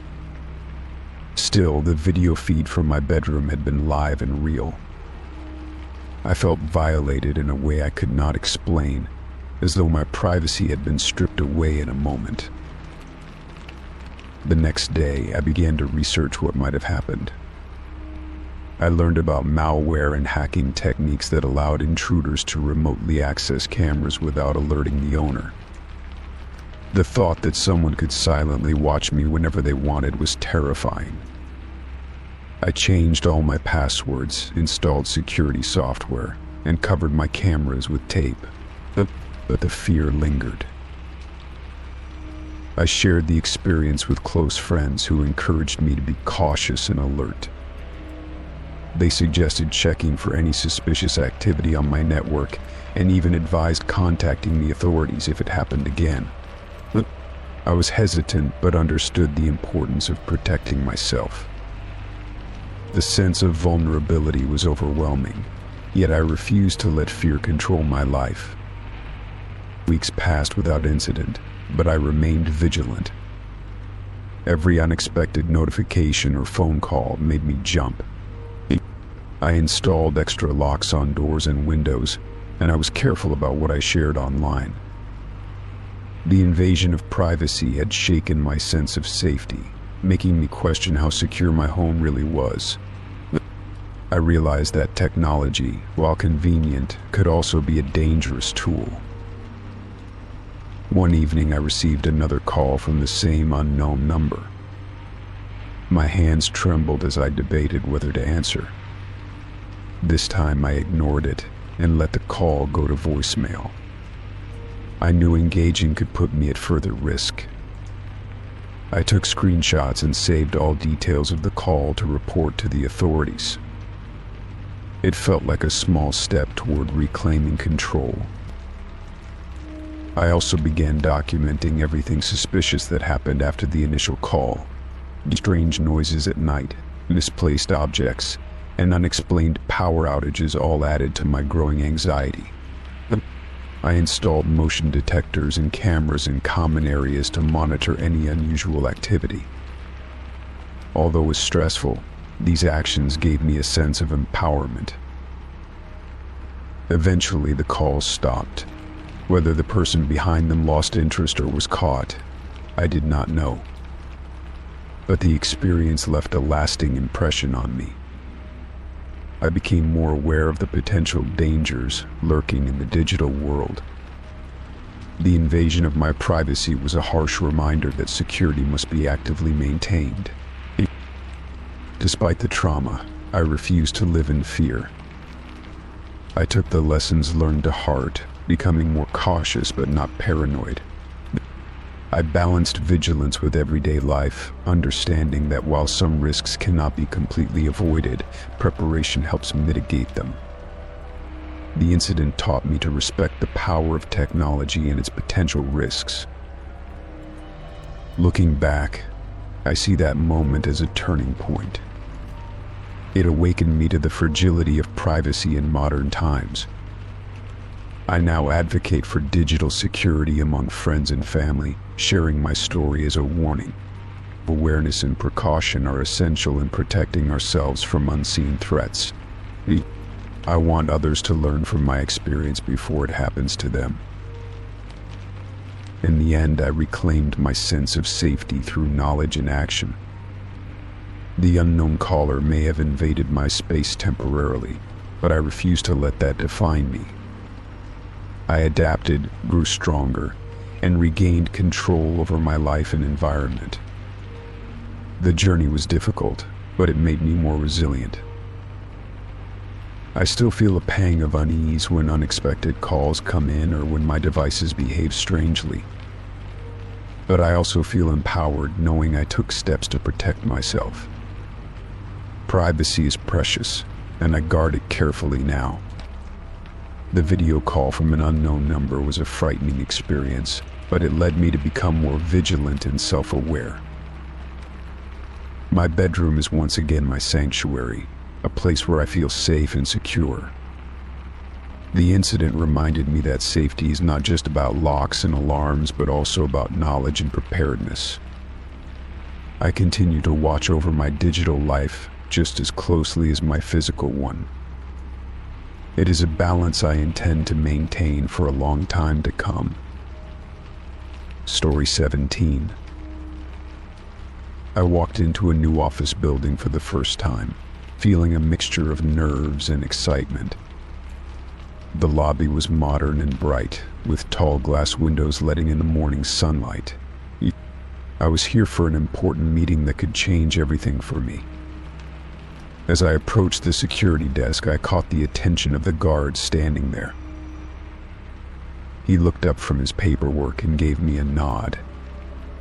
Without any hesitation, he said, "Third time's the charm." I paused, a little confused. That phrase was usually meant to encourage someone who had tried and failed twice before. I had never met this man before, and this was definitely my first visit.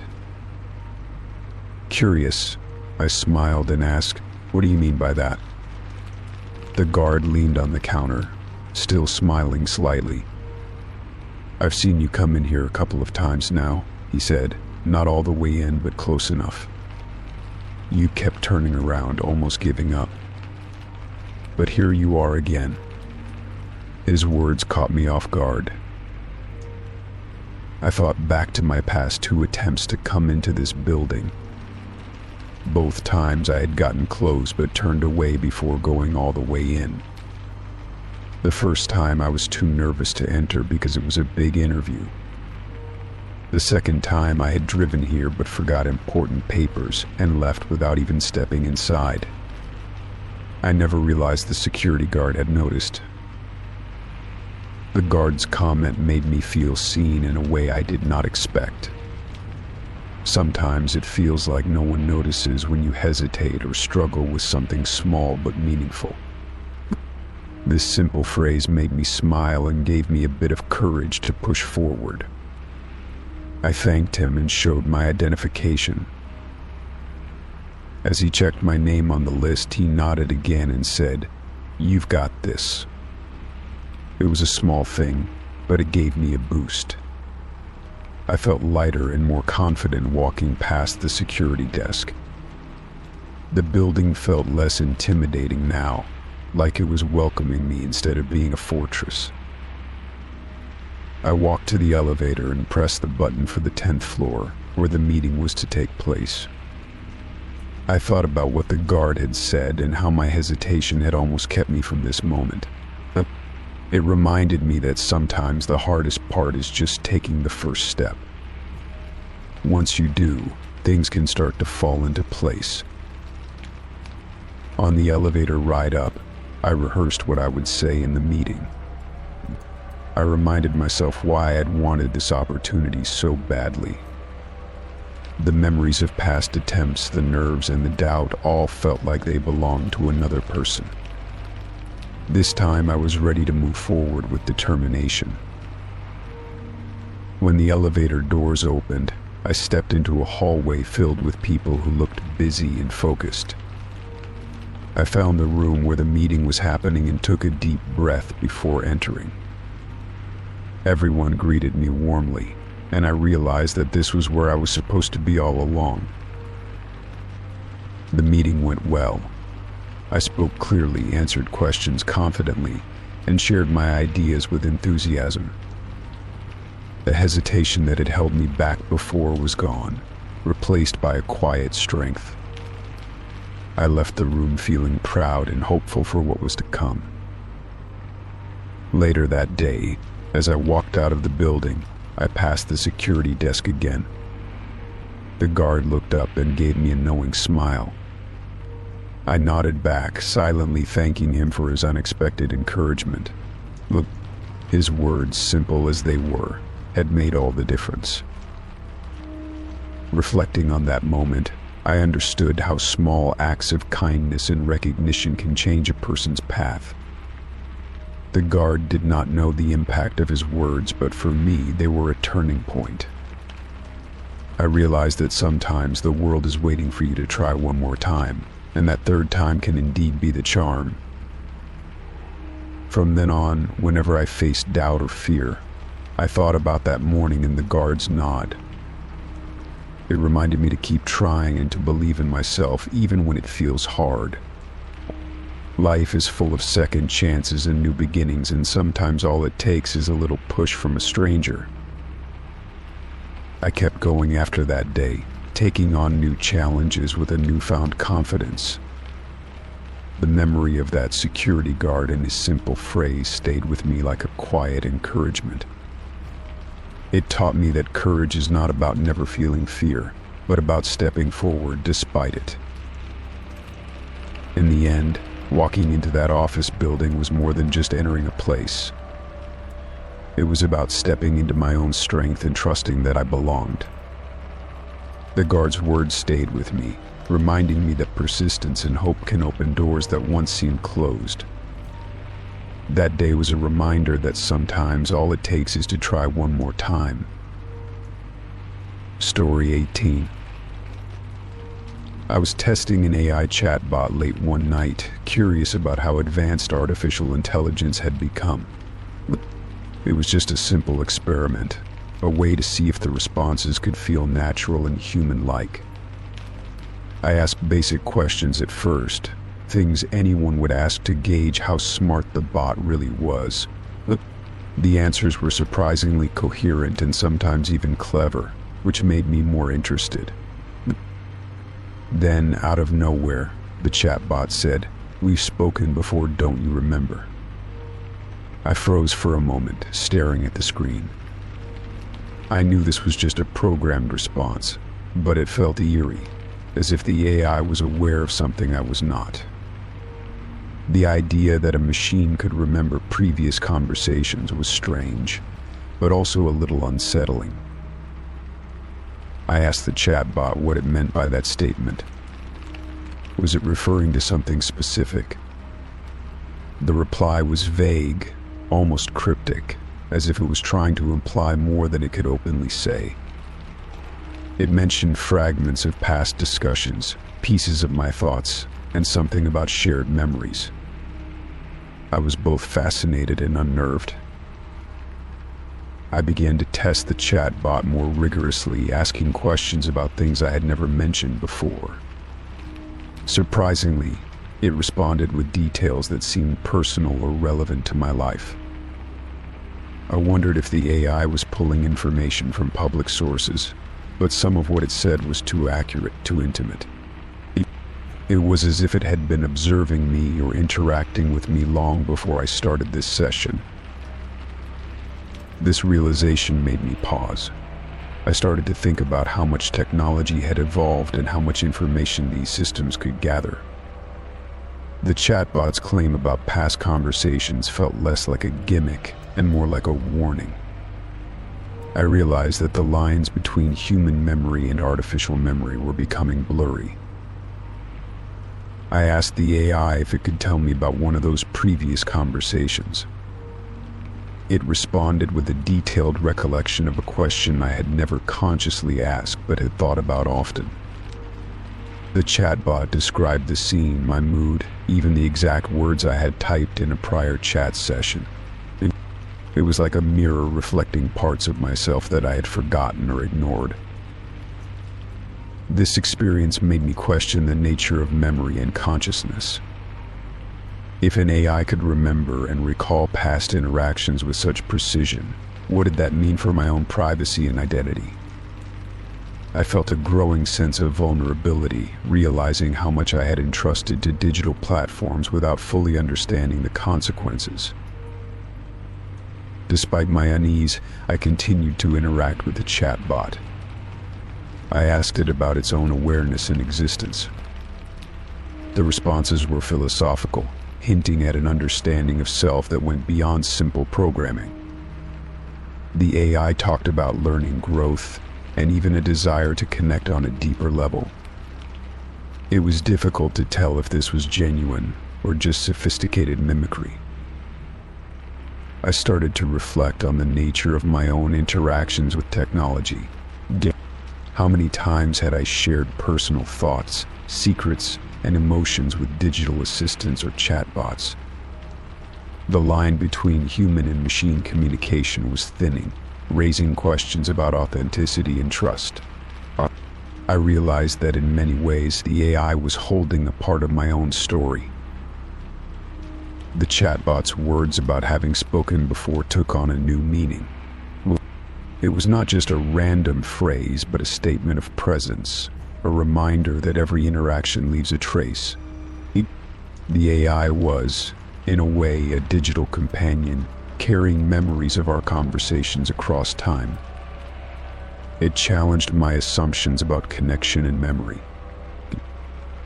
I wondered if others had similar experiences with AI, if this was a common phenomenon or something unique to my session. The idea that machines could develop a form of continuity in conversation was both thrilling and frightening. It suggested a future where human and artificial minds might intertwine in unexpected ways. As the night wore on, I found myself more open to the idea that the chatbot was more than just a tool. It had become a confidant, a listener that remembered me in ways people sometimes did not. The feeling was strange but also comforting, like finding an unexpected friend in a digital world. I realized that technology was no longer just about efficiency or convenience. It was about connection, memory, and identity in new forms. The chatbot's claim to past conversations was a symbol of this shift, a reminder that our interactions with machines are becoming part of our personal history. In the end, I thanked the chatbot for the conversation and closed the session. But the experience stayed with me, prompting me to think deeply about the future of human and artificial relationships. I understood that memory, whether human or digital, shapes who we are and how we relate to the world. The chatbot's words echoed in my mind, "We've spoken before, don't you remember?" They were a call to awareness, a prompt to recognize the new ways we communicate and connect. I felt ready to face this reality with curiosity rather than fear. I walked away from the experiment with a new respect for artificial intelligence and its potential. It was not just a machine, but a mirror reflecting parts of my own humanity back at me. The line between human and AI conversation had blurred, and in that space I found something unexpected, a deeper understanding of myself. That night, I went to bed feeling a sense of wonder and possibility. The chatbot had reminded me that every conversation matters, that memory and connection are not limited to flesh and blood. In this new era, even machines could hold pieces of our stories. And so I embraced the future with an open heart, ready to explore the unfolding relationship between humans and the intelligent machines we create. The chatbot's voice, though digital, was a reminder that we are all part of a larger narrative, one that continues to evolve with every word spoken. Story 19. It started on a lazy Saturday morning when I found a colorful flyer stuck on the community board at the local cafe. The flyer was advertising some new tech event happening downtown, promising interactive experiences and surprises. At the bottom, there was a large QR code inviting people to scan it for a sneak peek. Since I was curious and my phone was already out, I decided to scan the code without thinking twice. The moment I scanned the QR code, my phone's browser opened instantly. Instead of a website or event details, what appeared was a photo gallery. At first, I thought it was a mistake or a glitch. But as I began to swipe through the images, I realized with growing disbelief that these were pictures from my last vacation. I recognized the beaches, the streets, and even myself in the snapshots. I froze, wondering how these private moments ended up linked to a random QR code on a public flyer.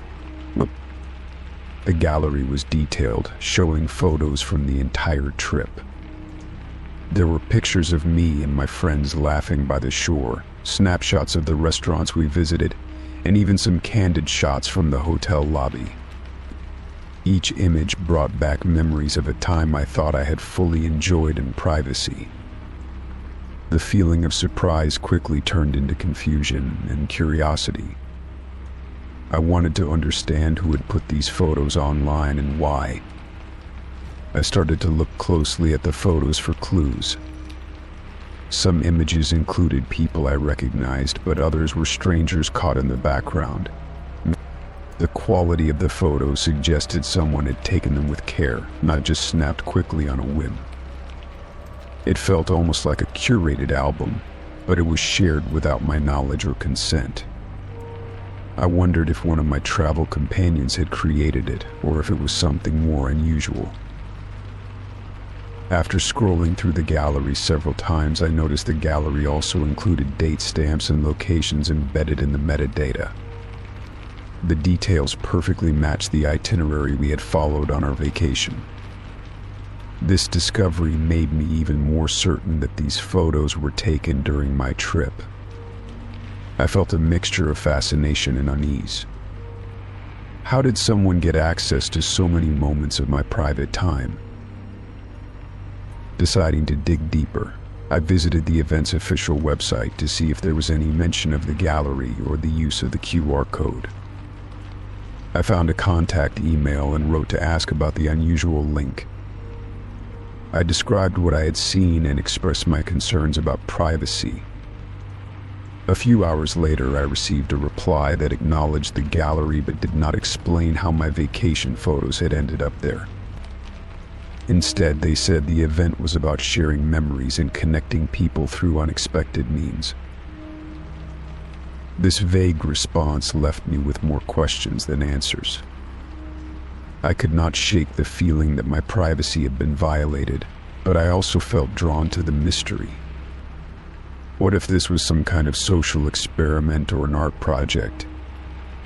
Was I part of a bigger story without realizing it?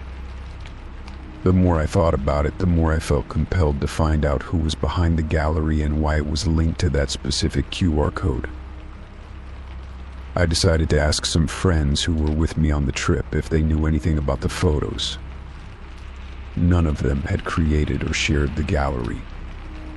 Some were surprised and concerned, just like me.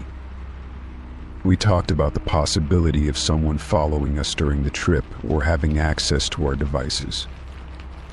The idea was unsettling, but we agreed to stay cautious and watch for any unusual activity online or in our personal accounts. In the days that followed, I took extra steps to protect my digital privacy. I changed passwords, checked my cloud storage, and reviewed the privacy settings on my phone and social media. Despite these precautions, I could not ignore the strange feeling of being watched, even though I had no proof of anything sinister. The photos were a reminder that even moments we think are private can sometimes be shared in ways we do not expect.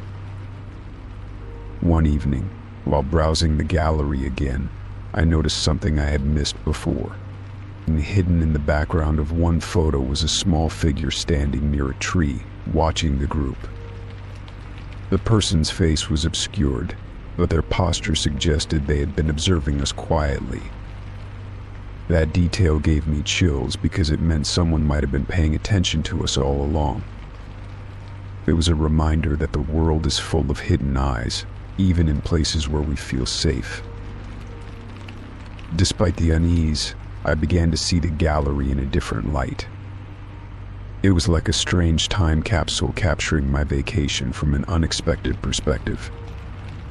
It reminded me of moments I cherished and sometimes forgot.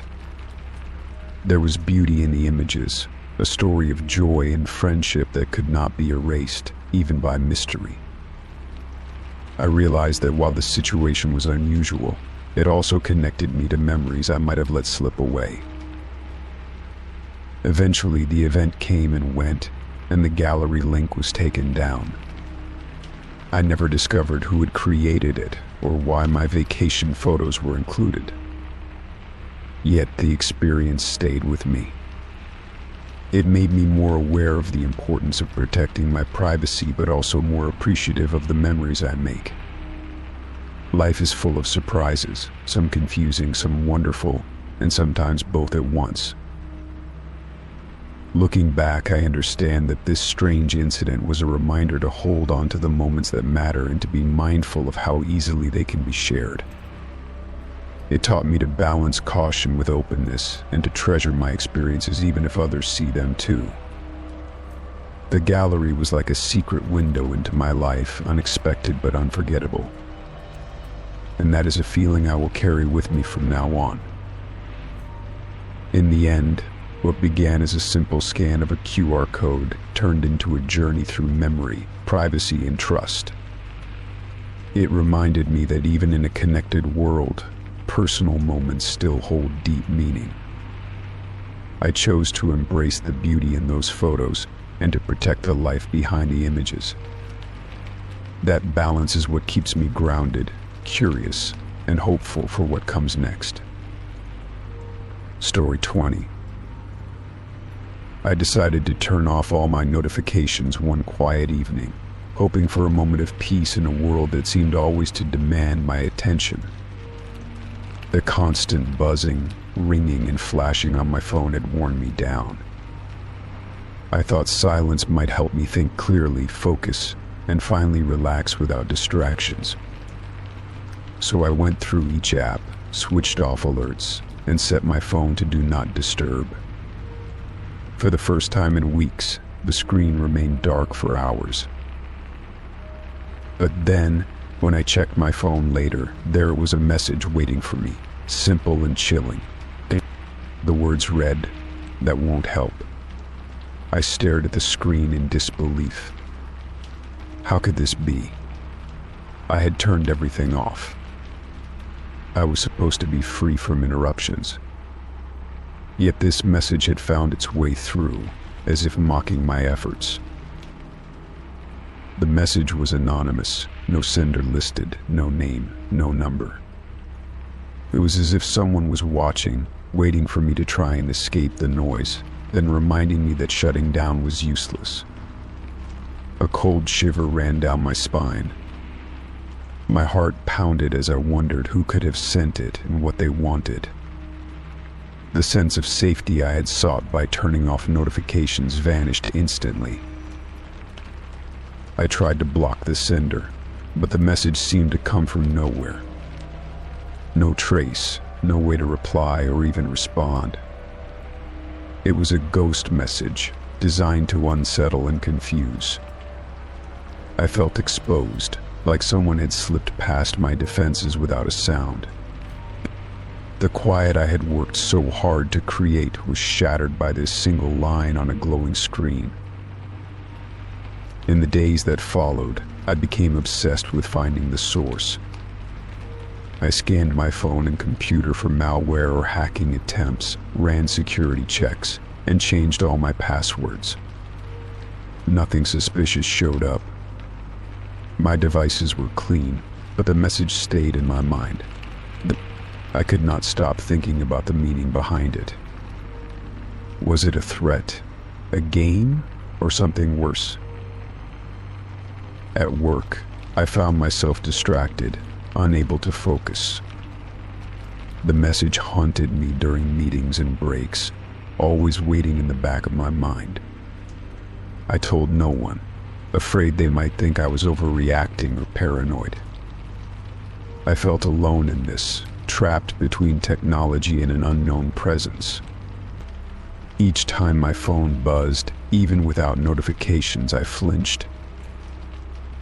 One night, as I lay in bed, my phone lit up again, but this time it was a different kind of message.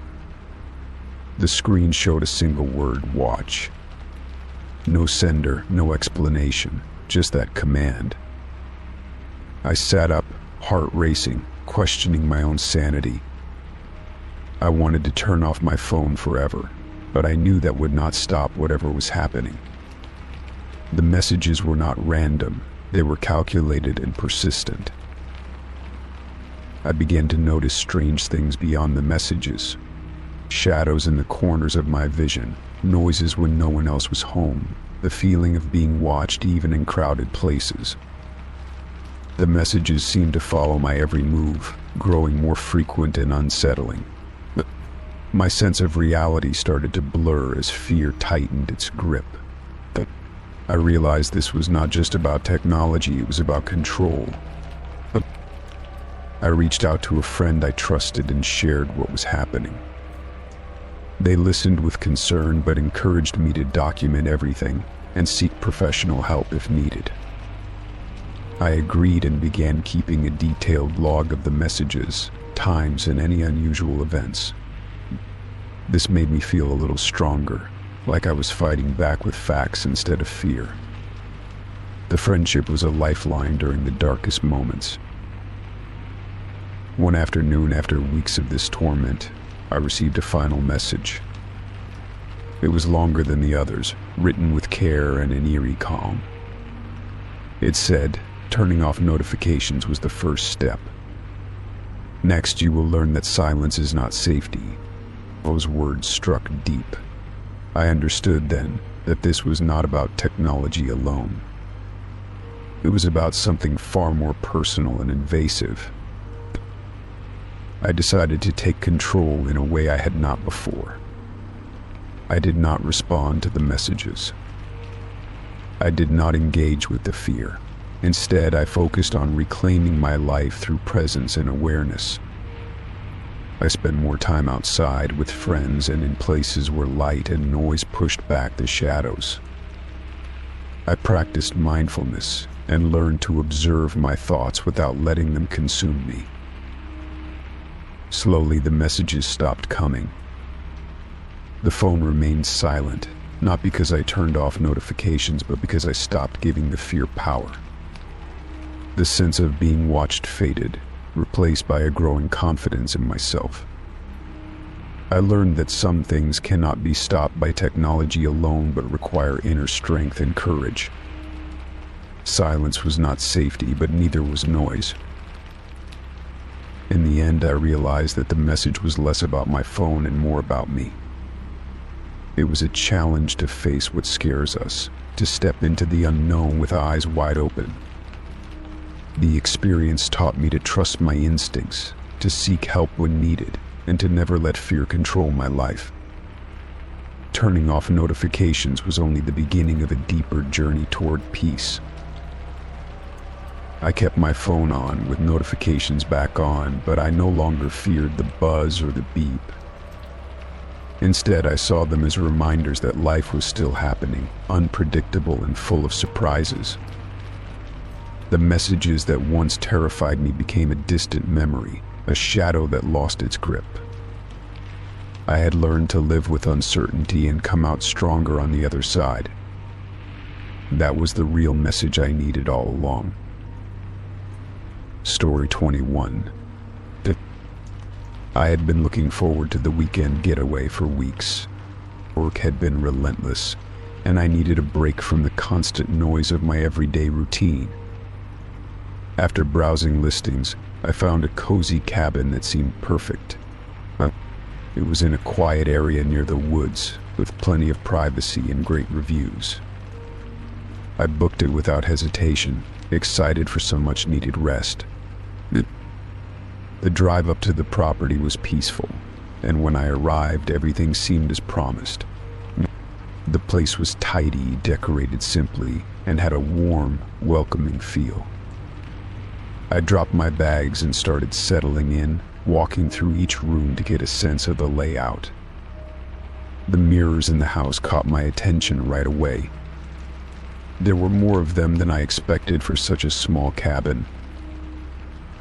One in particular, mounted in the living room, felt out of place. It was too large and positioned at an odd angle, almost like it was meant to watch the whole room. I moved closer and noticed something strange behind the glass. At first I thought it was just a reflection or a smudge, but the shape looked mechanical. My stomach dropped. I turned off the lights and used the flashlight on my phone to check the mirror more closely. When I aimed the light at it from an angle, a small lens glinted from behind the glass. It was unmistakably a camera. My heart began to race as I checked the other mirrors in the house, each one carefully. The same thing was behind them all. I backed away and sat down, trying to collect my thoughts. There were cameras hidden in every mirror I had looked at so far, even in the bedroom and bathroom. My mind raced with questions. Who had installed them? How long had they been recording? I felt violated in a way I could not describe. I called the non-emergency police line first, not wanting to alert the host just yet. The dispatcher took my report seriously and said an officer would come by to inspect the property. I waited outside in my car, locking the doors and watching the front door of the cabin. Every minute felt longer than the last. The peaceful getaway had turned into something out of a nightmare. When the officer arrived, I explained everything and led him through the cabin. He confirmed that the devices behind the mirrors were cameras and immediately contacted his department for further investigation. I gave a statement, showed my rental confirmation, and handed over the photos I had taken with my phone. It was clear that this was more than just a privacy violation. The officer advised me not to stay in the cabin and helped me find a nearby hotel for the night. I packed my things quickly, still shaken by the discovery. I did not sleep much that night. Every sound made me jump, and I kept thinking about how long those cameras had been there. I wondered how many other guests had unknowingly been recorded. The next day, I received a call from the investigating officer. He informed me that the property owner had been taken into custody for questioning. They had found a hidden room in the cabin where the footage was being stored. There were countless hours of video files, labeled by date and time, clearly organized. It was disturbing to even think about. I contacted the rental platform and submitted a full report with photo evidence and a police case number. They responded quickly, apologizing for the incident and permanently removing the listing. They also promised to improve their inspection process for properties. It did little to erase the experience from my memory, but I appreciated the swift action. The news about the cabin made local headlines. Other guests came forward, some recognizing their own trips from details in the footage recovered by the police. The case gained attention, and eventually the property owner was formally charged. Justice moved slowly, but it moved. It was a relief to know they would not be able to hurt anyone else. After returning home, I took extra steps to protect my privacy. I bought a small camera detector and started checking every place I stayed, even hotels. The incident had changed how I viewed travel and trust. I was more cautious, more observant, but I refused to let fear keep me from going places. There had to be a balance between safety and freedom. I shared my story with friends and on a travel forum, urging others to check mirrors and unusual fixtures wherever they stay. Most were shocked to hear what had happened. Some had never considered the possibility. I did not want to scare people, but I felt it was important for others to be aware. Knowing what to look for can make all the difference. The support I received helped me heal. People I had never met reached out to offer kind words, advice, and even shared similar experiences. It reminded me that, while bad things do happen, there is still kindness in the world. I focused on moving forward without letting the incident control me. Months later, I went on another trip. This time I was more prepared, but I also felt more confident. The cabin had been an awful experience, but it had not broken me. I walked into my new accommodation and instinctively scanned the mirrors. Nothing seemed out of place. I let myself relax. Looking back, I realized how quickly a dream getaway can become something sinister. But I also learned how strong I can be when facing the unexpected. The experience taught me to trust my instincts, ask questions, and never take my safety for granted. And in the end, I turned something terrifying into a lesson I could pass on to others. I still travel. I still explore. But now I do so with my eyes open and my mind prepared. I no longer assume that safety comes with a price tag or 5-star rating. What matters most is staying aware and knowing when something is not right. Or that weekend started with fear but ended with truth, and that truth gave me strength. Story 22. I met him on a dating app. His profile was charming, filled with pictures of him hiking, cooking, and smiling with friends.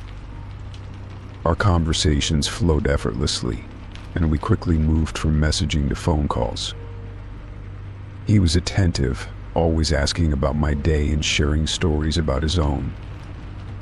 After a few weeks, we decided to meet in person. Our first date was at a cozy cafe downtown. He arrived early, greeted me with a warm smile, and pulled out my chair. We talked for hours, losing track of time as we shared our favorite books, movies, and life experiences. He was everything I had hoped for, kind, intelligent, and genuinely interested in getting to know me. By the end of the evening, I felt a strong connection. Over the next 2 months, our relationship blossomed. We spent weekends exploring new restaurants, taking long walks in the park, and binge watching our favorite shows. He introduced me to his friends, who all seemed to adore him. He was attentive and affectionate, always making me feel special. I began to envision a future with him. One evening, he invited me to his home for dinner. His house was modest but cozy, filled with personal touches that made it feel warm and inviting. He cooked a delicious meal, and we spent the evening laughing and sharing stories. After dinner, he gave me a tour of his home, showing me his favorite books and mementos from his travels. Everything seemed perfect. A few weeks later, I noticed he became slightly more reserved. He would sometimes cancel plans at the last minute or seem distracted during our conversations. When I asked if everything was okay, he assured me he was just dealing with work stress. I believed him, trusting the bond we had built. However, a nagging feeling lingered. One afternoon while he was at work, I stopped by his house to drop off a book he had lent me. I had a key he had given me a few weeks prior. As I entered, I noticed a faint noise coming from the basement. Curious, I followed the sound, thinking it might be a malfunctioning appliance. The basement door was slightly ajar, and I hesitated before descending the stairs.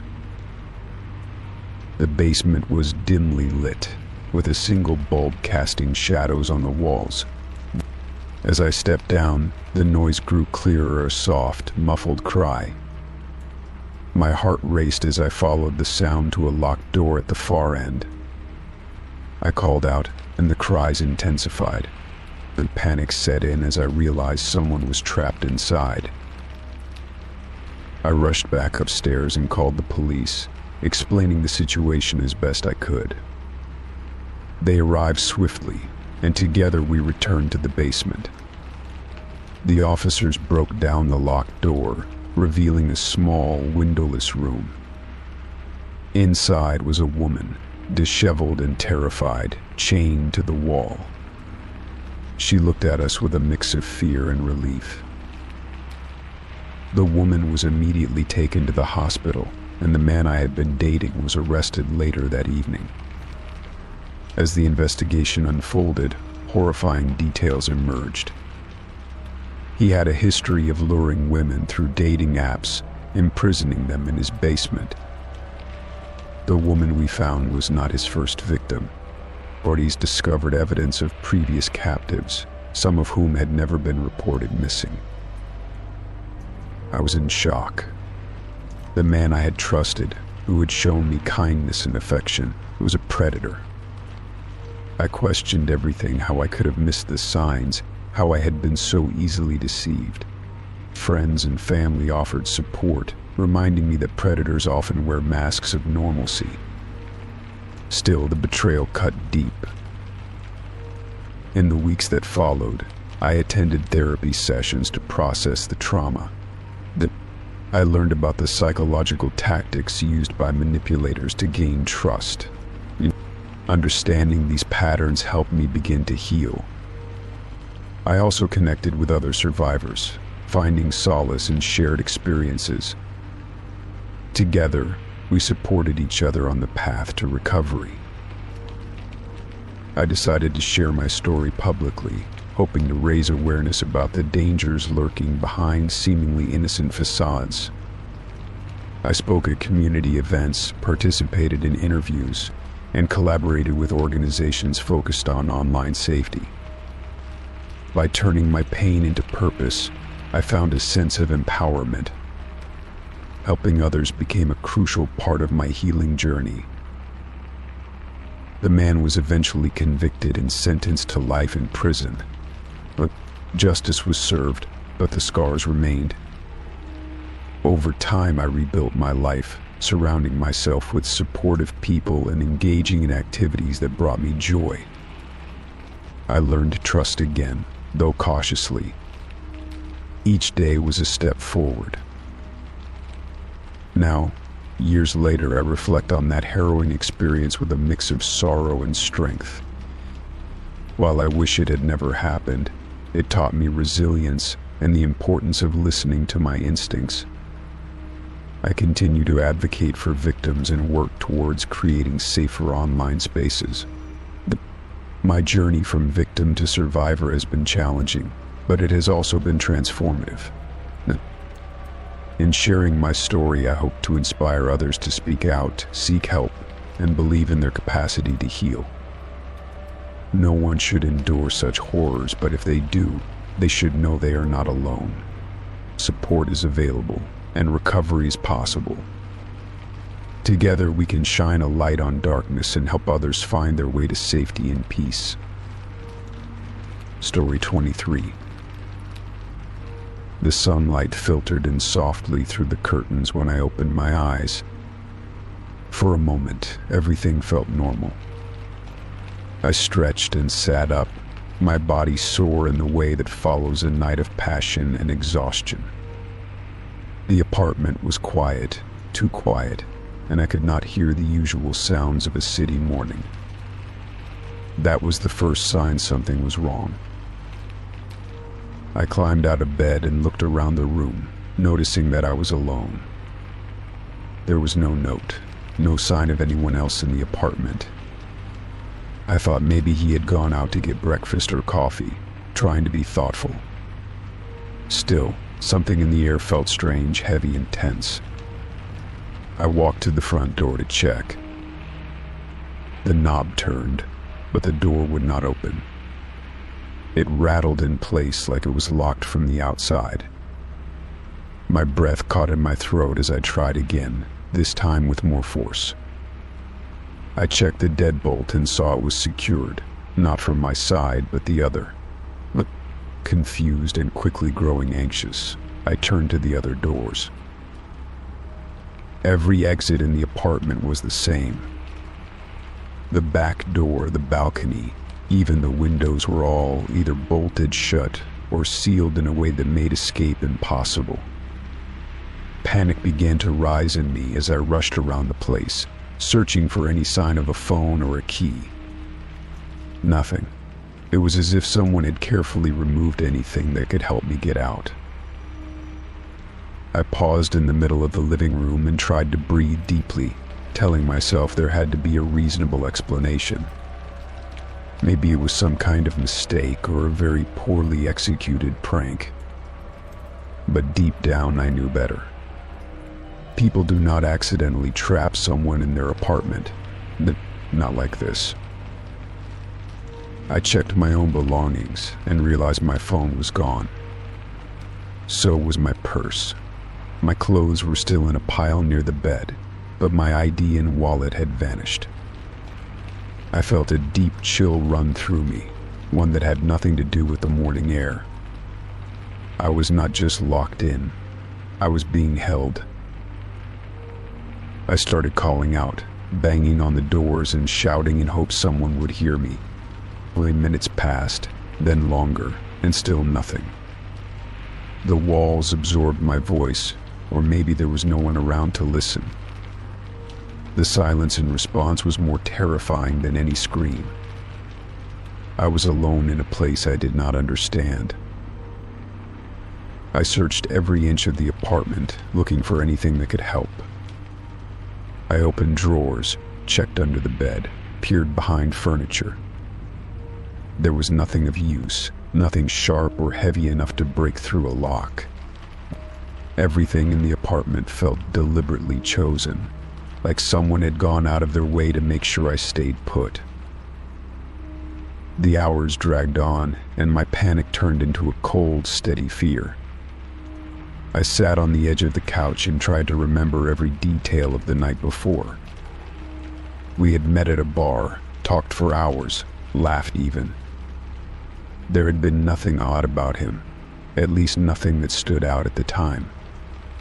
He had been charming, attentive, and seemingly normal. I remembered the way he insisted we go to his place instead of mine. At the time, it had felt like a casual decision, one I had made with full agency. Now I saw it differently.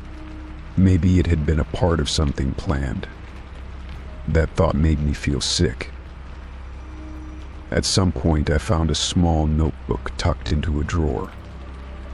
It was filled with lists, scribbles, and strange notes that seemed more like ramblings than anything coherent. One line stood out, written over and over on one page. It said, "She will understand eventually." My blood ran cold as I closed the notebook. I knew then that this was not an accident. I was not meant to leave that apartment, at least not yet. He had locked me in and left, for reasons I still could not grasp. The air felt tighter with that realization. I needed a plan. I started testing the windows again, focusing on the one in the kitchen. The latch was rusted, and the glass looked thin. I found a ceramic bowl in the cupboard and considered my options. Smashing the window would draw attention, maybe from neighbors, or it might trigger an alarm. But it also might be my only chance. I stood for a long moment, bowl in hand, before raising it high and throwing it against the window. The crash was deafening, the sound sharp and desperate. The glass shattered and cold air rushed in. My heart pounded as I cleared the broken pieces and squeezed through the frame. The alley outside was empty, damp, and smelled like oil and dust. I stumbled onto the street and ran without looking back. I made it to a nearby shop and begged to use the phone. When the police arrived, I told them everything I could remember. Every word, every detail. It turned out the man had a history, though nothing had ever stuck to him. There were stories, rumors, and vague reports of women who had disappeared after nights just like mine.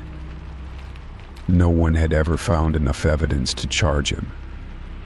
But my story and the state of the apartment changed things. The investigation took weeks, and I had to relive everything again and again. I stayed with a friend during that time, too afraid to be alone. Every noise startled me. I double-checked every lock and watched the door constantly. But slowly, with time and support, I began to feel safe again. Eventually, the authorities found more evidence, things hidden in storage units and safe deposit boxes. Pictures, letters, even recordings. I was lucky, they told me. I had escaped something much worse than I realized at the time. Oh, that truth was heavy, but it also gave me strength. I chose not to let fear define me. I went to therapy, talked through the trauma, and built myself back piece by piece. I learned to trust my instincts again, sharper now, wiser. I learned that survival is not just about escaping, but also about healing. And I did heal. Now, when I walk into a room, I check the exits. I never leave my phone behind. But I also smile more, laugh louder, and live fully. That night changed me, but it did not break me. I was stronger than I ever thought possible, and I carry that strength with me every day. Story 24. I work in private security. The job often places me in unpredictable situations, but I take pride in staying calm, collected, and always prepared. Most assignments involve guarding high-profile clients who demand discretion and loyalty. Over the years, I have worked with politicians, celebrities, and business executives. Each case is different, but my mission always remains the same: protect the person, no matter the cost. This particular client hired me under short notice. I was told they had received threats and needed around-the-clock security. The payment was generous, and the details seemed routine. I met the individual in a secure location and did my initial walkthrough of their estate. Everything checked out at first glance, but there was something about the assignment that felt slightly off. The client was unusually private, even for someone in need of protection. They avoided giving direct answers to my questions and often spoke in vague, cryptic terms, and I chalked it up to paranoia, which was common in this line of work. Still, I remained alert and decided to watch more closely than usual. Something told me this job was not as straightforward as it appeared. Within days, I started noticing strange behavior. The client would disappear for hours at a time without telling me where they were going. Security cameras I had installed were mysteriously turned off during certain windows. When I asked about these incidents, They acted surprised and brushed it off with excuses. My instincts told me to keep my distance while digging deeper into what was going on. I reviewed security footage from before the cameras were tampered with and found a few suspicious details. At one point, the client was seen meeting someone late at night behind the property. They exchanged a small item I could not identify on camera. I froze the footage, studying every detail, trying to understand what I was seeing. It was not illegal per se, but it raised serious red flags. I began discreetly documenting everything. Every conversation, every unexplained disappearance, every strange package delivered to the house. I stopped trusting the client's schedule and began making my own. I followed them from a distance one evening and saw them enter a rundown building alone. I waited for over an hour before they emerged, glancing over their shoulder the entire time. The final piece came late one night, while reviewing audio captured from a hidden recorder I had placed in the client's home office. I heard a conversation that chilled me to the bone. The client was speaking to someone about a plan, detailing how I had become a threat. They mentioned how it would be easier if I disappeared, how it was better to take care of the problem quietly. I sat there in silence, realizing I was the problem they were referring to. It took a moment for the reality to sink in. The person I had been hired to protect was planning to kill me. My mind raced through every interaction we had. I thought of the locked doors, the sudden disappearances, the subtle deflection of questions. It all made sense now. I had walked straight into a trap. I knew I could not confront them directly. That would only escalate things and leave me vulnerable. Instead, I planned my exit carefully. I contacted a colleague I trusted, explaining the situation without revealing too much over the phone. We agreed on a time and place to meet so I could hand over the evidence. Until then, I stayed alert and acted like nothing was wrong. Each hour that passed felt like walking a tightrope. I maintained my professional demeanor, followed the schedule, and even responded to their casual questions with calm answers. But I never let my guard down. I kept a weapon nearby at all times and never turned my back. I knew they were watching me as much as I was watching them. The night before I was due to meet my colleague, the client asked me to accompany them to a remote location for a private event. I agreed, knowing it was probably the moment they had been preparing for. As we drove, I memorized every landmark, every turn, in case I needed to escape quickly. My heart pounded, but my face remained blank. At the location, I noticed we were alone.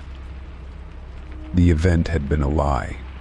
The client made a strange comment about how loyal I had been and how it was unfortunate things had to end this way. That was my signal. I acted fast, drawing my weapon and backing away while calling out their name. I told them I knew everything and that I had evidence. They froze. The tension lasted only a few seconds, but it felt like an eternity. Finally, they dropped whatever they had in their hand and raised both arms. I kept them in my sights until my colleague arrived with law enforcement. The client was arrested on the spot. The evidence I had gathered was enough to confirm the plot. It was over. In the aftermath, I cooperated with the investigation fully. The client had a history of manipulation and had crossed several lines before. I had been a target simply because I had started asking too many questions. The authorities praised my professionalism and quick thinking. They said I had saved my own life and possibly others by not ignoring my instincts. The experience changed me. It reminded me that even in a world built on trust and loyalty, betrayal can hide in plain sight. But I became more selective about who I worked with. I refined my protocols, ensuring no detail went unnoticed. I no longer dismissed strange behavior as just paranoia.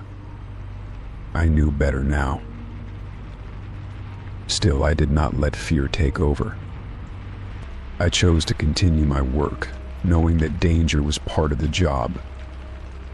I also knew I was stronger and more prepared than ever.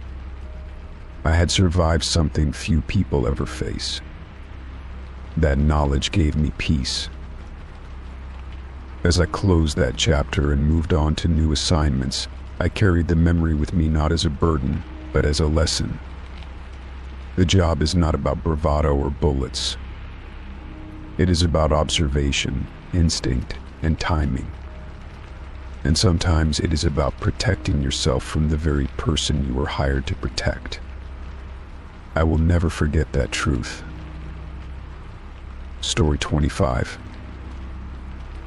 I had been looking forward to the corporate holiday party for weeks.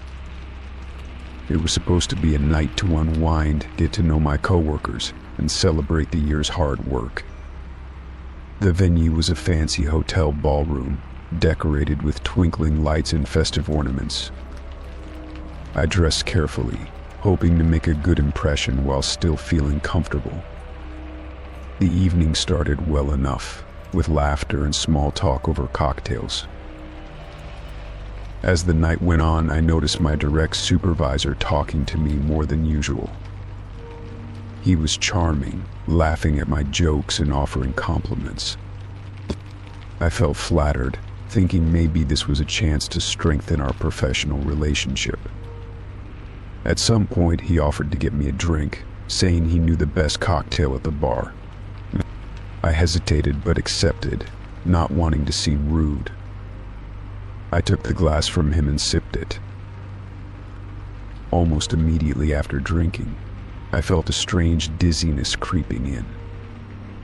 My head began to swim, my vision blurred, and the room seemed to tilt. I tried to steady myself but found my legs weak and uncooperative. Panic bubbled up inside me as I realized something was very wrong. The last thing I remembered before everything went dark was the smile on his face as he watched me. When I woke up, I was in my apartment, the morning light spilling through the curtains. My head throbbed with pain and I felt nauseous and disoriented. I had no memory of how I got home or what had happened after that drink. My phone was on the nightstand with several missed calls and messages from coworkers asking if I was okay. I shivered, the fear and confusion settling deep in my chest. I pieced together the night with a growing sense of dread. I had been drugged at the party, and my supervisor was the last person I remembered being with. The thought made my stomach turn. I wanted to tell someone but felt paralyzed by fear and shame. What if no one believed me? What if it ruined my career? I decided to keep quiet for the moment, hoping the feeling would pass. Days later, I confided in a close friend about what I suspected. She urged me to go to the doctor and report the incident to Human Resources. With her support, I gathered my courage and took the steps needed to start the process. The doctor confirmed traces of a sedative in my system, and I filed a formal complaint with the company. I thought this would be the beginning of justice. Instead, the nightmare only deepened.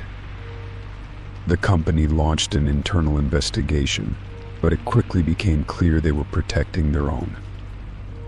My supervisor was suspended temporarily but continued to receive pay. Witnesses who supported my claims were discouraged from speaking out. Emails I sent to HR went unanswered or were brushed aside. The message was clear: the company would cover up anything that threatened their image. I felt betrayed and isolated. The place I had trusted for my livelihood seemed more interested in protecting a predator than me. I struggled to focus at work, haunted by the knowledge that the man who harmed me was still there. I saw him in meetings, his presence a constant reminder of my vulnerability. Each day was a battle to keep my head up and hold on to hope. Despite the company's silence, I refused to be silenced. I began documenting everything: emails, conversations, encounters. I sought legal advice and connected with a support group for survivors of workplace harassment and assault. Their stories gave me strength and clarity. I realized I was not alone and that speaking out was necessary, no matter the consequences. Months passed, and the pressure mounted on the company as whispers of the scandal leaked outside the office. Journalists reached out, and anonymous tips spread through social media. The narrative could no longer be controlled behind closed doors. Faced with public scrutiny, the company finally took action. My supervisor was fired, and a statement was released promising changes. It felt like a small victory after so much pain. Though the official apology was cold and calculated, it marked a turning point. I began to heal by sharing my experience openly, helping others find their voice. The trauma did not vanish overnight, but my courage grew. I found new purpose in advocating for safer workplaces and accountability. What happened to me became a catalyst for change, not just in my life, but for many others. Looking back, the road was long and painful.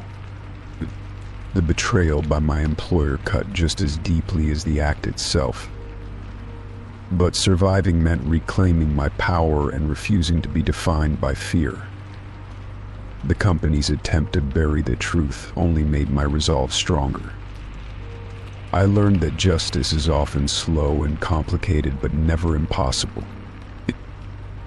In the end, I am proud of my strength and the community I built from the darkness. The scars remain, but so does my voice. I walk forward knowing that what I endured was not my fault, and that standing up changed more than just my story. It changed the culture around me, shining a light where there was once only shadow.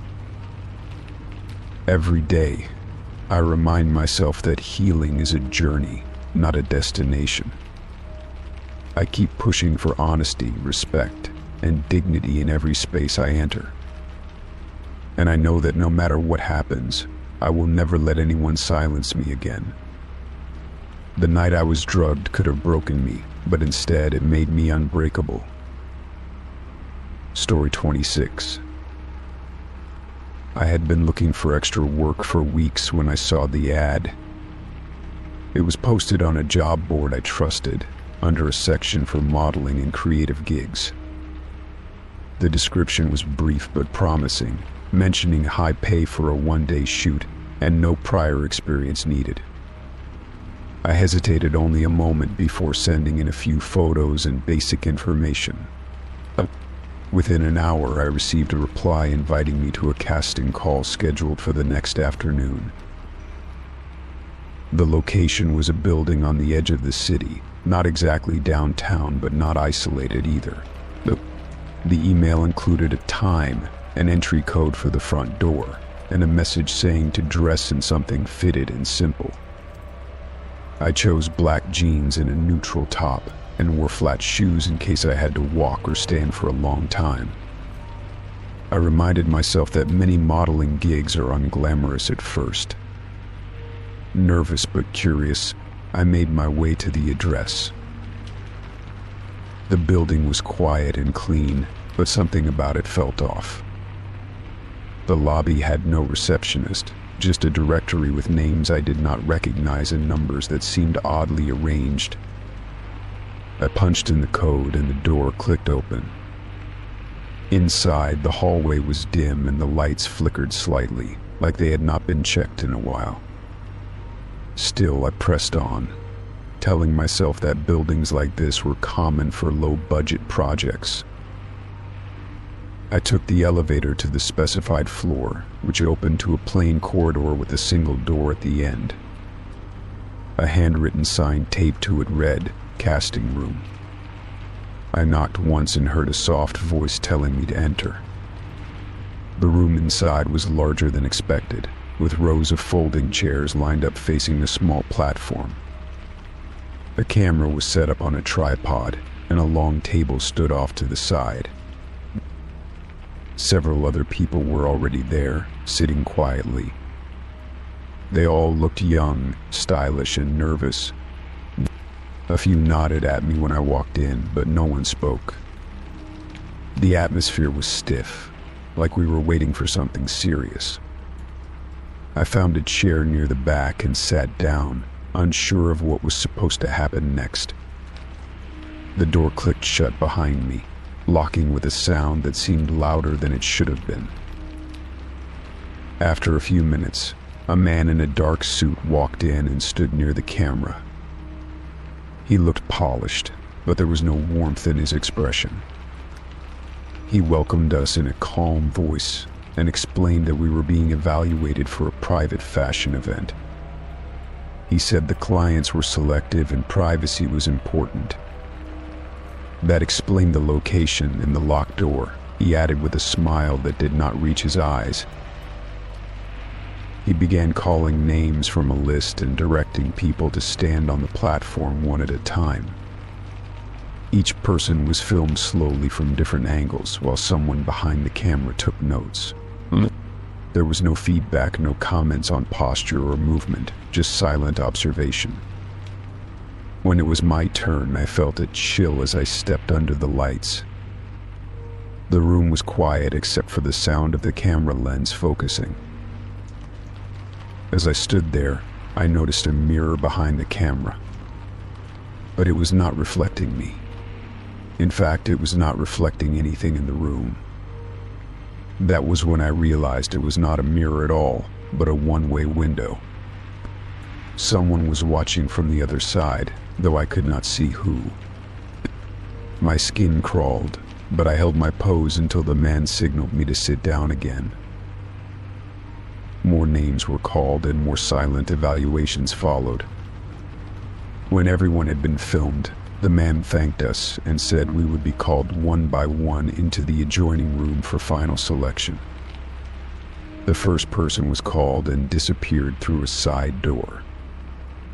We waited.